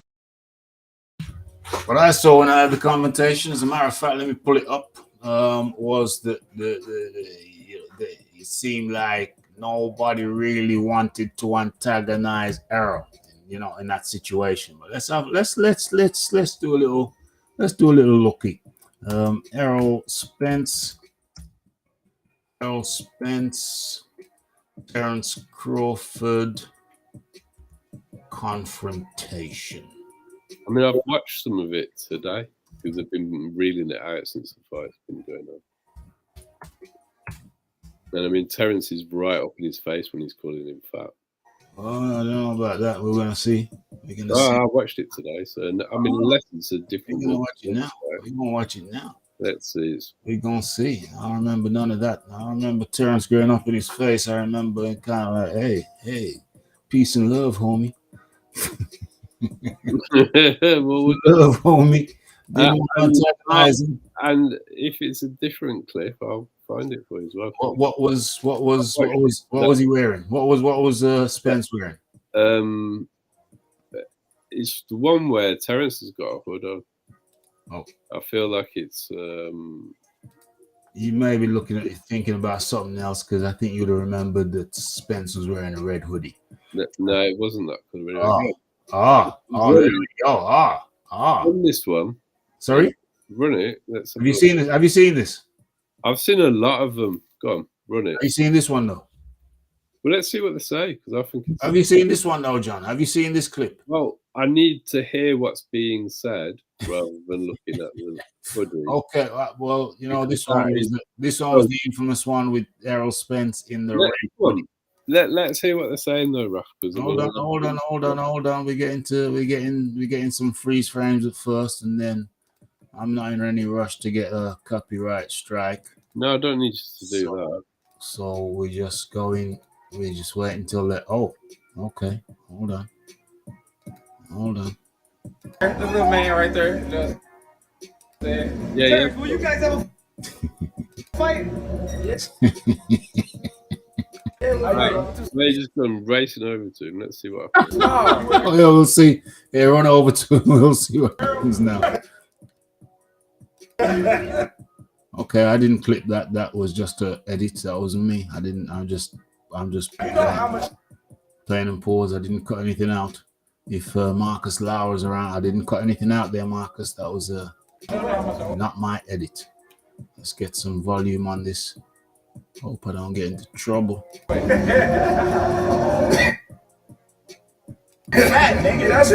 Okay, he did say he looked fat. Okay. I'm not fat. I'm not fat, boss. That's fat. Okay, he did say he looked fat and he's feeling his belly. Okay, that's good. Yeah. Okay, you're a bit closer than I remember. Okay. Grab it again, son. Grab it again. Grab it again, son. 10 stop. Oh gosh. Okay, grab it again, son. Grab it again. We talking about now. But you talking about it's fat. Grab that. Yeah. I guarantee I'm gonna crush you. Grab that. All right, let me. I guarantee I'm gonna crush you, mother. Yeah, grab that. Don't try to go to the body. Don't try to from the side. Uh-oh. Don't try that little. Don't try that. Oh, then he starts going into Terrence's friend and kind of goes downhill from there. Don't try that. You got nothing to do with it. Hey, look. Talking too much. Tell him to do that little. Speaking on Terrence's little homie, that's unfortunate. You talking too much, man. You talking too much, bro. You talking him around. Ain't nobody talking from the side. Ain't nobody talking from the side. Okay, that was just the confrontation with him and Terence. I don't really see any backing down going on there from Terence Raphie. It does look that Terence is more into it than I recall. But anyway, as we proceed, Campo, you got hurt by Campo. You got hurt by Ocampo. And you got hurt by Kelbrook. And you got hurt by Kelbrook. Win. We see you get wobbly leg. We see Wobble. you get wobbly. Then what? We see. After that. It don't matter. After that. Wait till I hit you. Sorry. You gonna look like Benavidez. You. He had one leg. You gonna look like He had him one with one leg. He leg. had one leg. I'm gonna make you do stanky legs. Okay, this is looking a lot more competitive than I recall. What you want to bet on it? What you want to bet You on? bet 100. That's some serious look in his eye now. Yeah. Yeah, there's no backing down going on here, Raph. Let's bet $1 million. Let's bet $1 million. Looks like he doesn't like it to me. He's like walking away. Let's bet $1 million. You getting that money, right? Easy. Let's bet $1 million. Easy. Easy. Okay. What are you talking about? There go. We're talking. Crazy. Hey,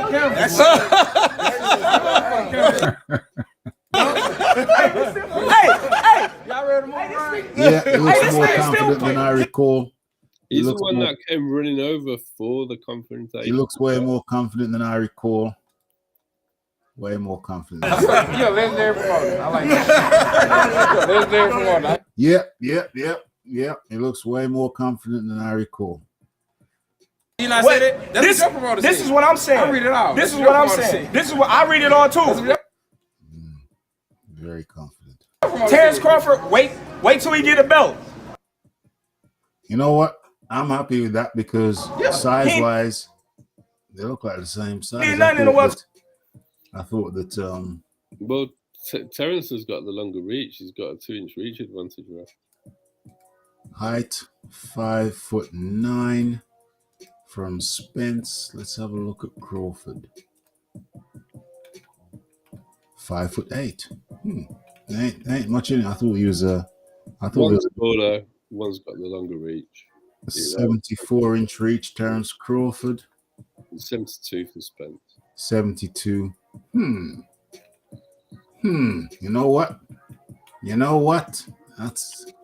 That's a little bit different than I recall. Raphie admitting that he was wrong. Now, if you can go back and tell me where I said I was wrong. If you, sir, can go back and tell me where I said I was wrong, then, sir, I will congratulate you. But I think if you rewind the tape, you'll find that the Raphie said, it's a little bit different than I recall. So just a straight question, Raph. Yeah.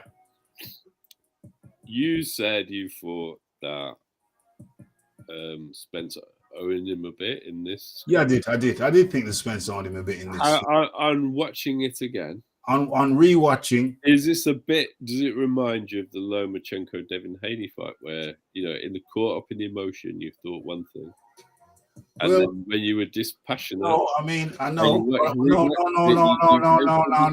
No. I'll word it for myself. Thank you. Although I appreciate. I'm gonna try. Although I appreciate your efforts. What I'll say is that this looked like a much more competitive encounter than I recall. You see, there's a point where Spence kind of deflects and he starts going at one of Crawford's men, little guys. And then at that point, Crawford kind of got a little bit defensive, not for himself, but for his fella. And I think that kind of colored my view. But when it was just strictly them, Spence v. Crawford, I didn't really see any defensiveness in Crawford. Not at all. So my view on the rewatch is it's a tad different. It's a tad different to how I originally perceived it. Crawford, I think it's the fact that Crawford's kind of so smiley. but that's all smiley. That well. Why wouldn't I? Challenge though, the look goes cold at times in that when he's looking him in the eye directly. even when he goes cold, it's still kind of smiley to me. Why wouldn't I? This is what kind of threw me a little bit. All the smiles, you know. Yeah, I think when you know you can just beat someone easy. Well, looking at it again, I mean, Crawford looks very into it. Very into it. You a smart man, but not Very into it. not that smart. So yeah, my perception of this encounter Bro, I'm gonna crush you. I'm gonna crush you. I promise you. No problems. Let's run it, man. Everybody have a Merry Christmas. Contact. Well, on the flip side, Spence is still very staunch. He's very staunch. I mean, you're not highlighted the bits where he's just said he's going to make him look like that Benavidez is going to fuck him up. He was saying to him, what was he saying? Brooke hurt you. Imagine what's going to happen when I hit you. Yeah, That's I mean, what he said to him. I played that, didn't When I? he get the belt, you want to go over there. Keith Thurman want to go over there, and now y'all want to say, "Oh, I ain't fought nobody," but I got a belt now, so okay. Sir. I mean, obviously, I can't play the whole damn thing, so obviously there's going to be things missing out of there. I don't want to get done for copyright. You got to be careful with these things. No, I don't want to get done. So, you know, if there's anything that I missed out, I mean, I don't want this to be another Marcus Lauer thing where, Raphie, you're just playing these little bits over here. Why didn't you play when he said this? I don't want another Marcus Lauer situation. There's no need to worry about that, I don't want another Marcus Lauer situation. I'm happy that you've rewatched it and you've recognised that Terence doesn't look very afraid. No, he doesn't. He doesn't. My perception may have shifted a tad. Let's just say that.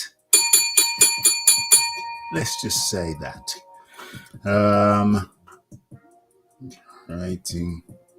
Ellie in the mix. Ellie is in the mix. Nearly everyone has street fights. What's your record? What's your record in the streets, Mr. Coates? What's your record in the streets? What's your record in the barbershop? You don't want to be fighting in the barbershop, Raphie. You don't want to be fighting in the barbershop. You don't want to be fighting in the barbershop. Audi alias TT up in the building. Spence did not want that smoke. He could not put up the bet money Crawford wanted to. Let's bet $1 million. Where we at? Audi alias, how do you do? Mr. Dawkins and guest, good evening. What's today's beef? Just back from the gym, bag and pad work tonight. Body in pain at 58. OMG. Hey, you keep that body, you keep the body moving, and don't forget to do your stretches, and you'll be good. I know your diet. I know you got plenty of greens. Although I gotta say, spinach, my number one green, has doubled in price in Morrison's. They've made the bag. They've made the standard bag smaller at the same price, and then they got a new bag which is bigger at double the price. So anyway you cut it, spinach, my number one go-to green, has doubled in price at Morrison's. I'm just chopping up the peppers now because they're still. I'm surprised the man as frugal as you shops in Morrison's. Morrison's is good deals. I got good deals. I find it expensive and no improvement on quality. Well, I mean, depends on what you're buying, but I'm a very good shopper, very prudent shopper, and the things that I get from there, very, very good price. Cheaper than Tesco's on the whole. Buy from there, Raph, because sorry, maybe it's a location thing. Could be location, but trust me, I'm a very prudent shopper, and the closest Morrison's to me is one at 5 Ways, and I find it more expensive than the Tesco's at Spring. All right, maybe in that location they're a bit more expensive, but by me, it's the other way around. Morrison's is cheaper than Tesco's, but I saw an advert for Aldi, and they've got some greens cheaper prices, so maybe I'm gonna have to start going to Aldi for my greens. It's that simple, right? I ain't gonna be paying double the price for spinach though, because you got to be careful going to Aldi for fresh produce. Why is that? Because they're not very good at taking it off the shelf around the sell-by date. Oh, I always check. Lidl is a better bet and a similar cost. Well, I got a Lidl near me too, so I'll check Lidl's. I recommend Lidl. I'll check Lidl's. I'll check Aldi. I'll see what's going on, but I will not be buying spinach from Morrison's anymore. Double the price. Right about now, I'm just using peppers as a substitute, but there's no substitute for your greens. So, warning, warning, warning. Shop around for your spinach. What's going on?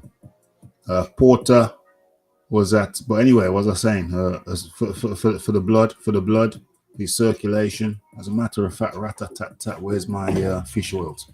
I have to highly recommend garlic.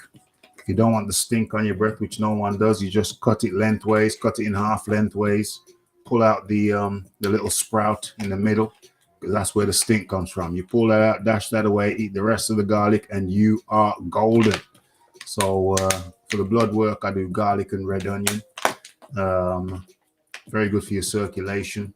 But you can't. There's no substitute for your greens. No substitute for your greens. Let me just take my omega-3 pill right now. I forgot earlier on. Un momento, mami, slow your tempo. Well, I like cauliflower greens, right? I don't understand why people don't eat them. Yeah, the whole of the cauliflower is good. Yeah, I eat the entire cauliflower. Yeah. The greens, I ate the greens too with the cauliflower. The greens and the cauliflower are very, very good for you. Cauliflower's good anyway. Yeah, cauliflower's great. And I'm a big fan of broccoli. Broccoli, yeah, I don't have broccoli as much. I don't like the taste of it, but it is very good. It's one of the most very, very good thing to have in your diet. Potentially, there was myostatin as well, but I'm not sure how true that is. Oh, that's interesting. That's interesting. But you should have broccoli in your diet. I tend to overlook broccoli because it's pretty tasteless, but it is good. It is good for you. I have to check it out. You just got to put the right gravy and sauce on there, Raphie. I don't really use gravy, really. Well, it depends what you mean. See, I make my own gravy when I cook the chicken. Yeah. The juice is the juice. So, because I've seasoned everything, and I put my chicken on a bed of onions and peppers and pepper. Yeah. I season all of that, and then the juice flows into it, and I've got gravy. Yeah, that makes sense. That makes a lot of sense. But then, with Morrison's as well, the girls at the meat counter, they know me. So, now we get to the roots of the girls at the meat counter know me. So basically, yesterday I got a whole chicken for 33p. So, Tesco's ain't going to beat that. That was a cooked chicken. That was a cooked chicken. Well, it depends how good the girls are on the meat counter, doesn't it? The girls on the meat counter, they know their meats. I got some beef sausages today, cut price. Oh, sorry, you had the beef sausages. I had some beef sausages, and I said to the lady, you like sausage? And she goes a bright red, and she goes, no, I'm vegetarian. I said, so you can't be tempted by a sausage? She goes bright red, and she goes, I'm vegetarian. I said, oh, well, we can talk about this some more at a later date. She goes even brighter red, smiles. You know what I'm saying? Raphie making the old birds blush. How you like them apples? Raphie making the old birds blush. Yesterday I made another one blush. I made Tracy blush yesterday. I made Tracy blush at the and what kind of count does she? Yeah, well, anyway. I see Tracy down the gym jogging. I said, Tracy, you need some reinforcement. When I saw you jogging the other day, made her blush. You know what I mean? That's what the Raphie do. How do you do? Porter was at the end of his career when Crawford beat him. Yeah. Crawford. What? Crawford. And Crawford beat him. Oh. So what he's saying about Porter is a relatively fair comment, although it wasn't really that long after Spence fought him. So. Yeah, it was around the same time when Spence fought him. You could say that was the same when Spence fought Porter as well. Yeah, it's the same. Terence Brooks is the person who beat a fresh Crawford, Porter. It's fresh Crawford, yeah. No, fresh Porter. So Errol Spence fought Crawford in September 2019. Terence Crawford beat him October 2021. 2-year difference, 19, 20, 21. Okay. Yeah. Okay. It's a fair comment. How many fights have Crawford been there? Crawford was his last fight. He fought Sebastian Formella in between Errol Spencer, and Sebastian Formella, and then Terence Crawford. So he's had his bounce back fight and then fought Terence. So it's 2-year difference. Yeah. See, it's fair. There's a reasonable argument for that. What are we looking at?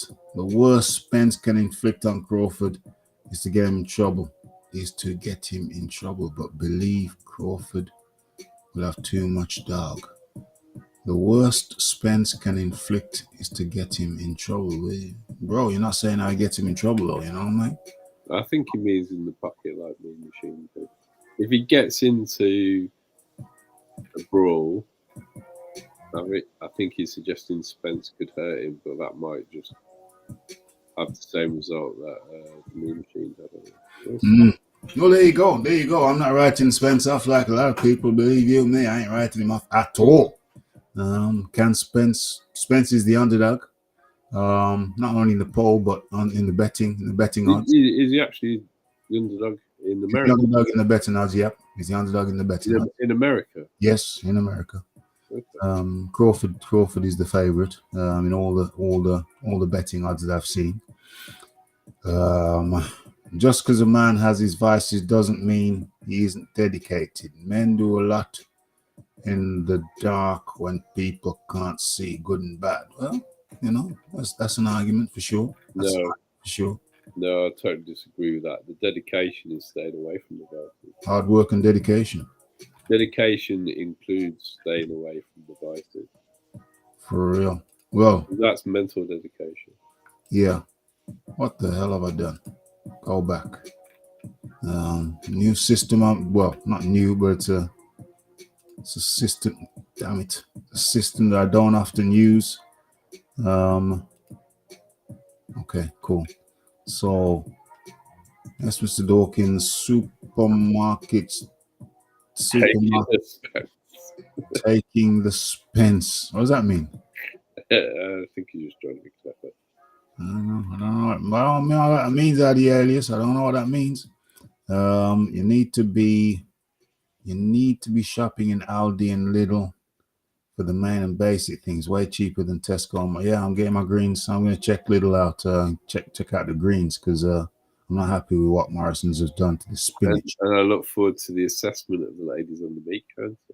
The meat counter in Lidl. I don't think they've got a meat counter. I was going to say I don't recall seeing. I'm pretty certain that it's the ladies attracting Raphie to Morrison's, not the price. No, I mean, no, it's just convenient for me, and over time, the Raphie, builds relationships with suitable, not all suitable females. They got some. Well, that's a good run for a bus. Well, it's not just that. I mean, sometimes some certain females, I don't know, they're just acting weird ways. They're not linear. They're not linear. There don't appear to be no linear thinking. They're just acting in some kind of weird. They take some kind of left turns where you don't expect it. But there's some other women who are a little bit more steady, a little bit more rational, a little bit calmer, can run for the bus a little bit better. I'll do the same here. Bad for produce. Okay, well, I'll be checking out Lidl. That's just the quality. It's just the quality of the person. I mean, it's the actual person, the personability, the likability. I just like pleasant. Pleasant ladies. Just not weird or overly moody, not switching every 2 minutes. Them types. I just ignore them. They just can't come into the Raphie's realm. I can't do that. I just have to ignore them straight up and down. No messing around. Straight up and down, no messing around. It's 2 hours, 10 minutes, and I just feel like feel like we've done it really. You know what I'm saying? I feel like but we haven't though, because we haven't talked about who was on the. Oh, are we going to talk about Luke? It's nonsense. Luke. I don't want to talk about Luke. I'm going to do a video. I'm going to do a video on Luke. I'm going to keep that separate. Theoretically, have you covered Okolie? Theoretically, we got to talk about Okolie, Billam, Smith. But I did that on the last show. If you want to talk about it, be my guest, John D. Lee. Not really. It just seems like a bit of karma, really. Yeah. Okolie, he didn't care. He didn't care that he was boring the fans to tears. He didn't care that his style was not appealing. He didn't care that his style was non-fan friendly, but there's a price to pay. There's a price to pay because once you don't have a fan-friendly style, when you slip, you slide. When you slip, you slide, and people they won't even acknowledge it. I mean, for example, Daniel Jacobs, he's a very good fighter, but he got to a stage where he was good enough to stop. He was a good enough gate. He became a gatekeeper, and he's good enough to stop good people from getting through the gate. For example, he stopped John Ryder from getting through the gate. He beat John Ryder in England, but the judges gave it to John Ryder because they knew nobody would mind. They knew that John Ryder's style, even though it's not the most dynamic, they still knew it was more dynamic than Daniel Jacobs. And so even though Daniel Jacobs won, in my humble estimation, I think a lot of people feel that John Ryder's won. People who did their scorecard, they didn't. Nobody said it was a robbery. I'm pretty sure Daniel Jacobs beat John Ryder by at least 2 rounds, but nobody came out and said it was a robbery. All I said was that, yeah, Daniel Jacobs won, but they gave it to John Ryder, and that was that. There was a consensus that Daniel Jacobs won. But nobody really cared. Nobody cared. And it's not because Daniel Jacobs is a bad guy. It's just that, his style is...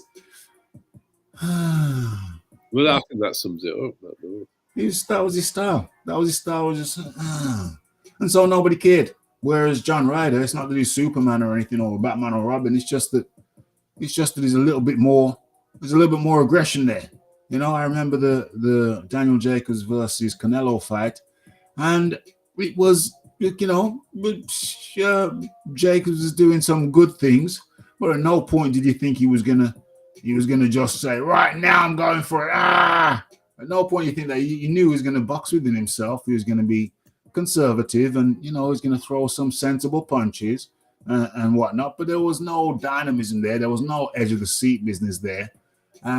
But he's a far better boxer than Okolie. Now Okolie takes that to an extreme, whereby his style is so fan unfriendly that the referee, knowingly, when he slipped, the second knockdown wasn't a knockdown, it was a slip, and everybody knows it was a slip. Even the commentators knew it was a slip. I know it was a slip. You know it was a slip. It was not a knockdown, but the referee just started counting, and everybody just looked at him and went, well, that wasn't a knockdown. That wasn't a knockdown, but I understand, and you just go, okay, carry on counting. I've got a question about that second knockdown. Yeah. Because it reminded me of what I thought Ortiz should have done to Deontay Wilder when Deontay Wilder was leaning on him. Right. In that I was frustrated that around where, in the first fight, where Ortiz really hurt Wilder and stayed up, Wilder was leaning on Ortiz so he could stay up. Mm-hmm. And Billam Smith did what I wanted Ortiz to do, which was walk backwards so that he couldn't lean on him. Yeah. Yes. And I think that's why he came tumbling down. Yeah. My question to you is, why is he leaning on him? Because there was a punch thrown, and he'd already legitimately dropped him. Yeah. I think he was using it as a way to avoid a knockdown on top of his man. Yeah, he could very well have been. And whilst by the time he gets to the floor, there's no clear punch that's put him there. Yeah. The damage had been done to make Lawrence lean on Billam. Yeah. That's a legitimate claim. And so in a way, the knockdown is kind of fair enough. Nah. Well, whichever. There's an argument there's an argument to say that the thing originated from a punch. But I think it's a bit of a cheat that if you're the only thing holding you up is holding on to your opponent, then you deserve a standing count for that. Well, yeah, I mean you could say that, but then you'd have to say well, you'd have to apply that across the board. But it's always going to be a hard one to call. Yeah, conventionally, those aren't counted as knockdowns. But he was in that much trouble, he couldn't stand up under his own steam. Well, that's the argument. That's an argument. There's an argument to say that. And that was my opinion on the second knockdown. Either way, the reason I think it's calmer isn't just the style; it's everything he's done outside the ring as well. What has he done outside the ring? He's ditched his trainer. He's spent the whole build-up to the fight slagging off Eddie Hearn. That it's Eddie Hearn's fault he's not famous and a bigger star. Sky have gone in there and gassed him up and overpaid him. Tried to make him the face of boxing, and everybody's got egg on their face now. Yes. As far as the knockdown's concerned, to me, it wasn't a knockdown, but it's a fair argument. It originated with a punch. He could have been holding on because he was unsteady on his legs. But typically, the referees don't give that as a knockdown. Yeah, look. In this instance, they did give it as a knockdown, and nobody argued. Neither did I. And I think, like you've said, his whole way he conducts himself has made it difficult. Backfired on him. Yeah, and it's made it difficult for him to get the rub of the green because he doesn't sell. He doesn't sell. He's not fan-friendly style. People don't want to watch him. I'm telling you now, if AJ had been promoted by Bob Arum, he would have got the win against Usyk in their first fight, and there wouldn't have been a rematch. Well, that's quite because they would have robbed him. Whereas, if you've got enough financial behind you, you will get those favourable decisions. I mean, a good example of that is when they didn't stop Tyson Fury against Otto Wallin. Yeah, well, there you go. That's a big one. That's a big one. So, this is the same thing in reverse. Yeah. People don't want to see Okolie. He's acted like he didn't care, but now he's going to have to care. And the thing is, he's not going to get the rub of the green because people don't want him to get the rub of the green because people don't want to see him. And he acted like that wasn't an issue because I'm the champion, so you're going to have to keep on paying me and you're going to have to come see me because I'm the champion. But what happens when you're not the champion? And what happens if you lose the rematch? You're up the creek without a paddle. So this fan-friendly, I've talked about it before, trainers have a responsibility, in my opinion, to try and put elements. If you got a guy who's not fan-friendly style, the trainer has to realize, hold on a second, my pay depends on this guy making good bank. And so it behoves me to try and look at areas where I can put a little bit of razzmatazz on, not to the detriment of his overall style, but let's look at areas where we can put a little bit of flair in there without negatively affecting his fight style. Look, that maybe is a bit too advanced for some to digest. I think, what are you talking about? But anyway, I said it. It's there. I get what you're saying. It's there for prosperity. Who wants to understand it can understand it. Who doesn't want to understand it, that's perfectly fine. But it's there for the record books. Raphie done said it. The other worrying thing for Lawrence, though, in this fight is he landed on Billam Smith and he took it. Yep. And so I don't know whether it's Billam Smith's got the better chin and Okolie's chin's not that good, or actually Billam Smith is a harder puncher. But whatever way round it is, I think it's going to be difficult for Lawrence to win the rematch. Well, the guy who's won the first fight, I think he's always got the edge on the second one. I mean, as we saw with the. But I think Sky are gonna give Billam Smith the rub of the green. So if Lawrence can't knock him out, I don't see how he's going to get. I think he's got to knock him out because think Sky might be regretting having a bit of buyer's remorse on Okolie. Of course, they're gonna have buyer's remorse. I don't think they're gonna make it easy for him to get a points with. No, and that's of his own making. That's of his own making. He's been stubborn. He's been fighting with Shane McGuigan. There was some good knowledge there to be had. But like I said in the previous show, anybody who hasn't checked that out, you missed a good one. You need to check that out, folks. Like I said in the previous show, Okolie is P-I-G headed, pig-headed. Let's say obstinate. He's very highly obstinate. He's resistant to new things, and so he's got a trainer who's telling him stuff. So yeah, that's good, but then he's always going to go back to his own default setting, a kind of safety setting, and he don't want to put trust in anybody else. He trusts himself, and I understand that defense mechanism, but it's not helping his style. It's not helping his style, and it's going to hurt his style. Now he's in big trouble because he's got a mountain to climb when people don't want him to win because they don't like his style. It's a situation of his own making. I said you won't hear this anywhere else other than the Raphael Dawkins Combat Radio, or you may hear it from people who actually listen to the RDCR, of which there are many.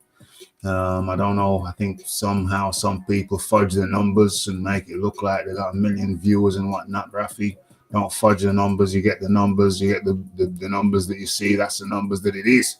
But I know that there are quite a few influential listeners to the RDCR who don't put their name in the comment section but are listening.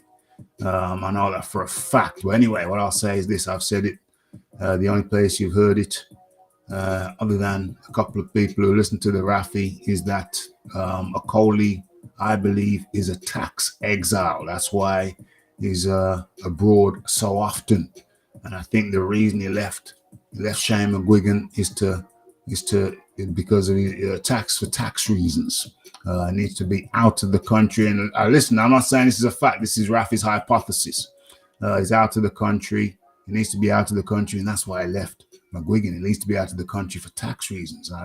It's unfortunate. Hey, you got to look after your money and everything, but it's unfortunate when you leave a trainer who's good for you for tax reasons. And now he's with Sugar Hill, so now he has to start from scratch because I say it takes 3 fights for a new trainer for a boxer to show what his new trainer has been teaching him, and that's kind of convenient for Anthony Joshua because he's had his first fight. He's going into the second one in August, and his third fight, when the teachings start to come through, start to gel, start to be natural, will be in December in Saudi Arabia. Quite coincidentally, that's interesting. But yeah, Okolie's got a mountain to climb, and it's of his own making. Let me just get through a few of these comments. Hit that like button, hit that subscribe button, hit that share button. Remember what your word is. Just need to get through a few of these comments. Sugar Hill has not helped hold Okolie to box like Luke. Just hold like Luke does. Okolie's a hard-headed cat. Mr. Dawkins, have you seen the post-media questions to Okolie? In my opinion, he's deluded in some of the answers he gave, trying to sound confident and even cocky about his future. Well, listen, I think he's a very confident guy. I think he's very confident. I think he believes in himself, which is normally a good trait, but he's not really seeing the full picture. He's kind of blinkered. But hopefully he's going to wake up and smell the coffee. I think I read some quote from him that he made today, and he was very complimentary of Eddie Hearn, Matchroom. I think he's changed his tune all of a sudden when he realized that he's treated good by certain people. He's treated good by some people. I noticed he still hasn't given the Rolex back. I think he might be waking up and smelling the coffee. John Daly. Well, it was really one of the points that someone's made in the chat anyway. Do you think the clinching has always been because he actually knows he's a bit chinny? I'm gonna have to chew on that one. I haven't. The first time he's really got clocked, isn't it? And I mean, it was a decent punch, but it wasn't an amazing punch. Well, I mean, the thing is, he trains and spars with heavyweights, and apparently he likes to do so. So I don't think that he would be happily sparring, and apparently his sparrings are rough. So I don't think he'd be happily sparring with heavyweights if he thought he was chinny. I don't know. There's a bit of a paradox in that one. There is a paradox, but maybe when he's sparring heavyweights, he's walking around at his true weight. And the reason that he's chinny is because he's making cruiserweight. And when he's in camp, he might feel his resistance depleted. Well, there's an argument. That's something. There's also a lot of talk that he doesn't do all this clinching in sparring. He's got all these skills and all the rest of it. There's a lot of claims made about his sparring. I don't ever see it translate into the ring. Yeah, well, he looked good against Glowacki. He was a fan-friendly performance. And I was on the show. It was a fan-friendly performance. However, that was not anything near his typical performance. It was an isolated incident. I came on here excited in the hope that Lawrence was going to start to perform. Yeah, the way I'd been led to believe that he was capable of doing. And he just reverted straight away back to this fest in the immediate fight afterwards. Yes, and he stayed there. And I can remember a long time ago talking about how disappointed in Lawrence's jab I was. I described it as a blind man reaching for a light switch in the dark. I mean, it's just terrible. Terrible. And he's got an 82.5-inch reach and he can't jab. Yeah. He needed to be humbled. I think he has been humbled. How he responds to it, I don't know. But he's made a catastrophic error in not caring what people see. Generally in life, you shouldn't really watch people. And you should just make sure that you're correct. Make sure your ish is correct and you go about your business and you don't give two rat's ass about other people's negative feelings, views, or emotions. You have to, in life, you really have to have a middle finger attitude. But so long as you're correct, you know what I'm saying? So long as you're correct, you're decent. You do what you're supposed to do as a human being. And if anybody's moving funny, well, that's up to them. You don't give a rat's ass about anybody moving funny. So long as they don't come around you. But I think Lawrence Okolie's made a catastrophic error in not caring about what the fans think. I think he's been obstinate. I think he's been pig-headed. I think he said, well, this works for me.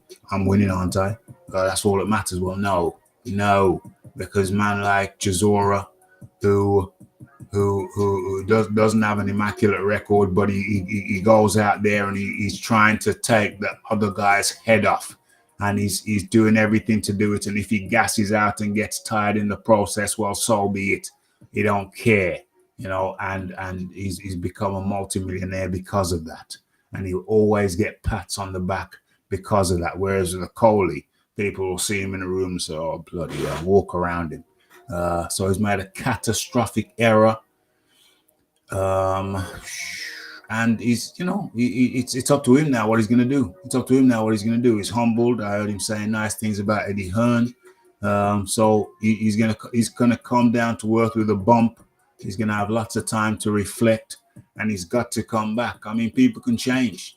People can change. I went to school with a girl, and she sat down with another girl. I think it was Dawn and Leslie were their names. And from the age of 11 to the age of 16, when they left school, they never talked to nobody. They just sat with each other. You know, they didn't get bullied. I noticed that. I'd say hello to them, and Leslie would smile. Dawn would just look right. Well, she'd look down, and they never spoke for 5 years. From 11 to 16, they didn't speak to anybody. Even the teachers didn't talk to them. Didn't bother them. They just sat down in silence. It was like something out of a movie. And then a few years after school, I met Dawn in a shop, and she was like just jabbering on. I was like shocked. I was almost thrown. I was just standing there, and Dawn was just yatting. I thought, what the hell? You never used to speak. I never said that. I couldn't get a word in edgewise. I just stood there while she just chatted at me. So people can change if they want to change. But the question is, how much does Lawrence Okolie understand that he needs to change? Can he change? I think it's I've seen people change for the better. Will he do it? Only time will tell. But I think he's going to come down to earth with a bump when he understands, when he looks at it and he realizes how much people wanted him to lose because they just didn't want to see that horrible, horrible style. So it's up to him. I mean, to be frank, I was quite indifferent to this fight and shocked by the result. I thought he was going to win. I thought Okolie was going to win by a boring.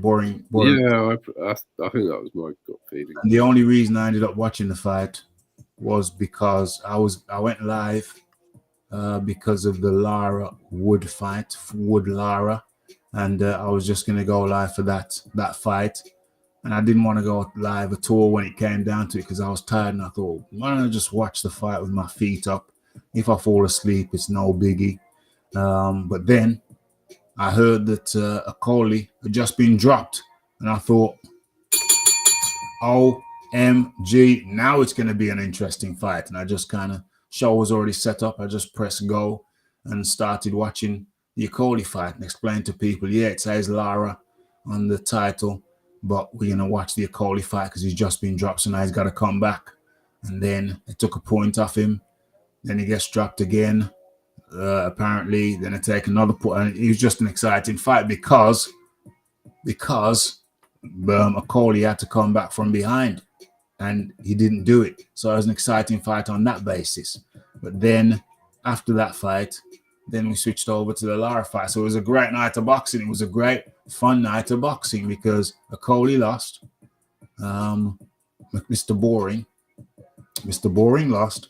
And then against the odds again, Wood won.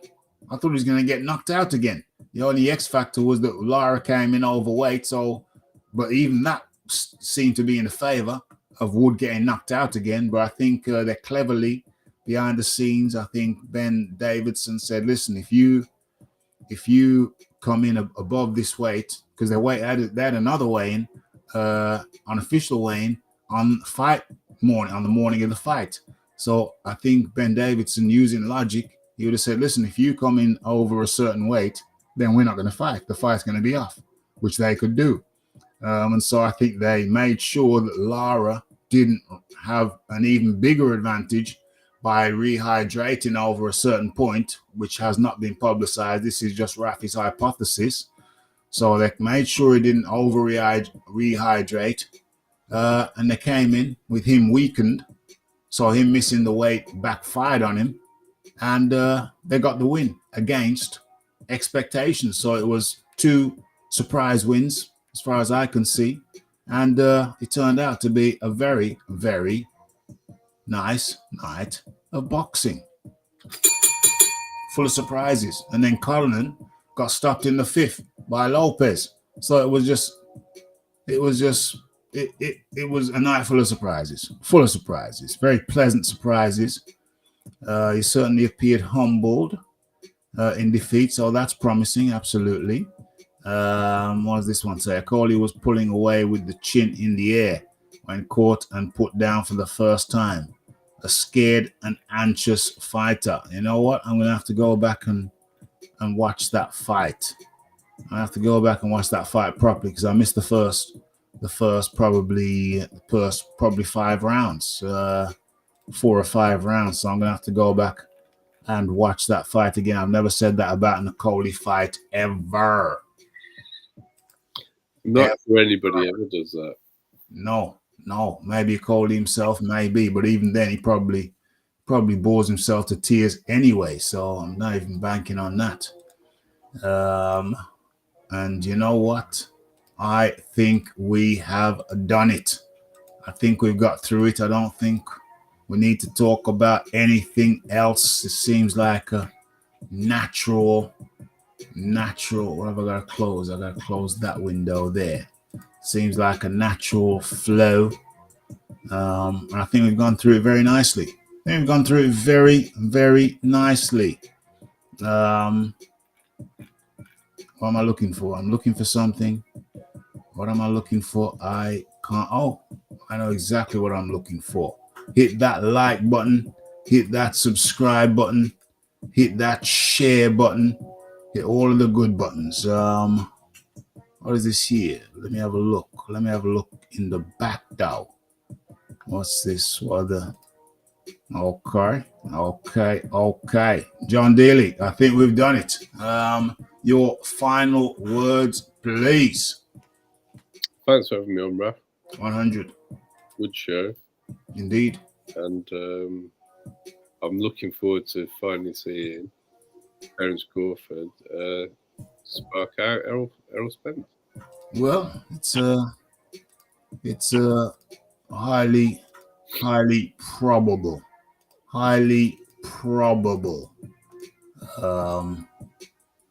that one of them is going to get knocked out, and we know the one who's been knocking out people. We know who that is. We've looked at the stats, and that is likely to be. Well, there's a reason why Terence Crawford is the favorite. There's a reason why Terence Crawford is the favorite, and it's a good reason. It's a good reason. John Daly, thank you very much. Enjoy the rest of your week, and we'll catch up. Okay, that was the John D. Lee. Let's go. Yeah, one leg. I'm gonna make one leg. Stanky leg. Had one leg. I'm gonna make you do the stanky leg. How much you want to bet on it? What you want to bet on? You can bet 100,000 on that. Let's bet $1 million. Let's bet $1 million. OMG.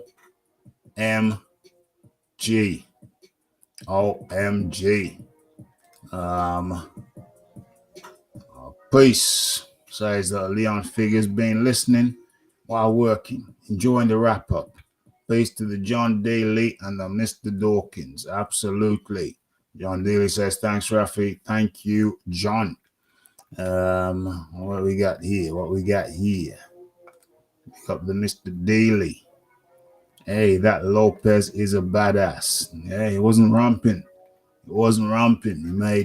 He made Conan see the moon and the stars. What can we expect in the future from Billam Smith? Well, I think Billam Smith was shocked that he's become a world champion. I don't think anybody, including his mother, his sister, I don't know if he's got any brothers, his missus. Has he got a kid yet?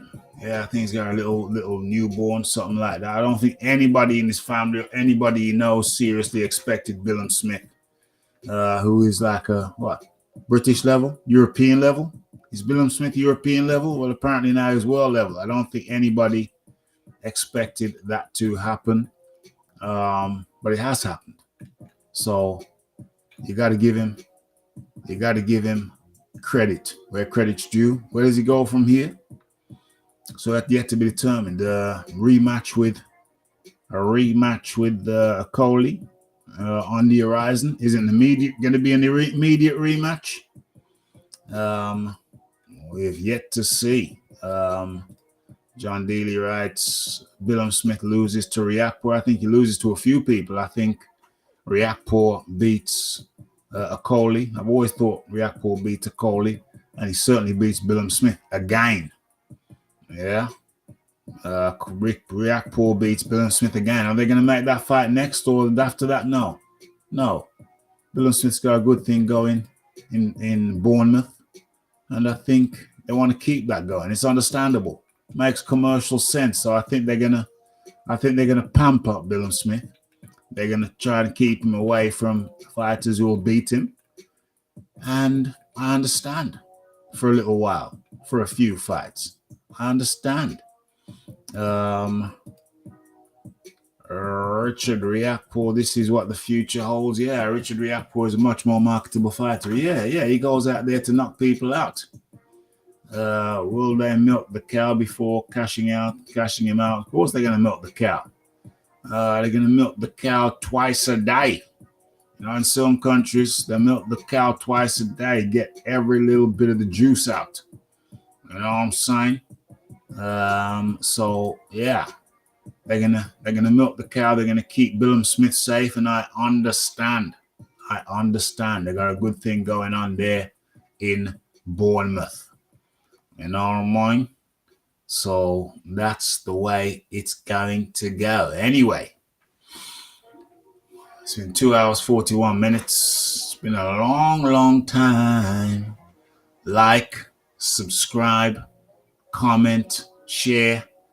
And if you didn't catch the last live show, the live show before that, I suggest you go check them out. It's not necessary now because it's bedtime.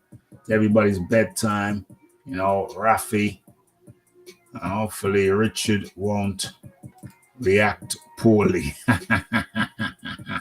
Now you lock out Okolie. I always had him knocking out Okolie, and he knocks. I don't know if he knocks out Billam Smith. I don't know if he knocks out Okolie, but he beats him anyway. He beats Okolie, and then he beats Billam Smith again. But I understand if they want to keep Billam Smith safe and milk that crowd that he pulls in Bournemouth, and I understand. OMG, come to the end of the show. I was shattered when I started it, but now I feel good. So Raphie's gonna make himself an Ovaltine and take it to my private quarters in the east wing of Dawkins Towers. OMG. Hit that like button, hit that subscribe button, hit that share button. Check out the videos. Check out the live shows. It's the Raphael Dawkins. It's the Combat Radio. And the only thing left for me to say is from the RDCR to you, blessed. Now I'll turn this thing off. OMG.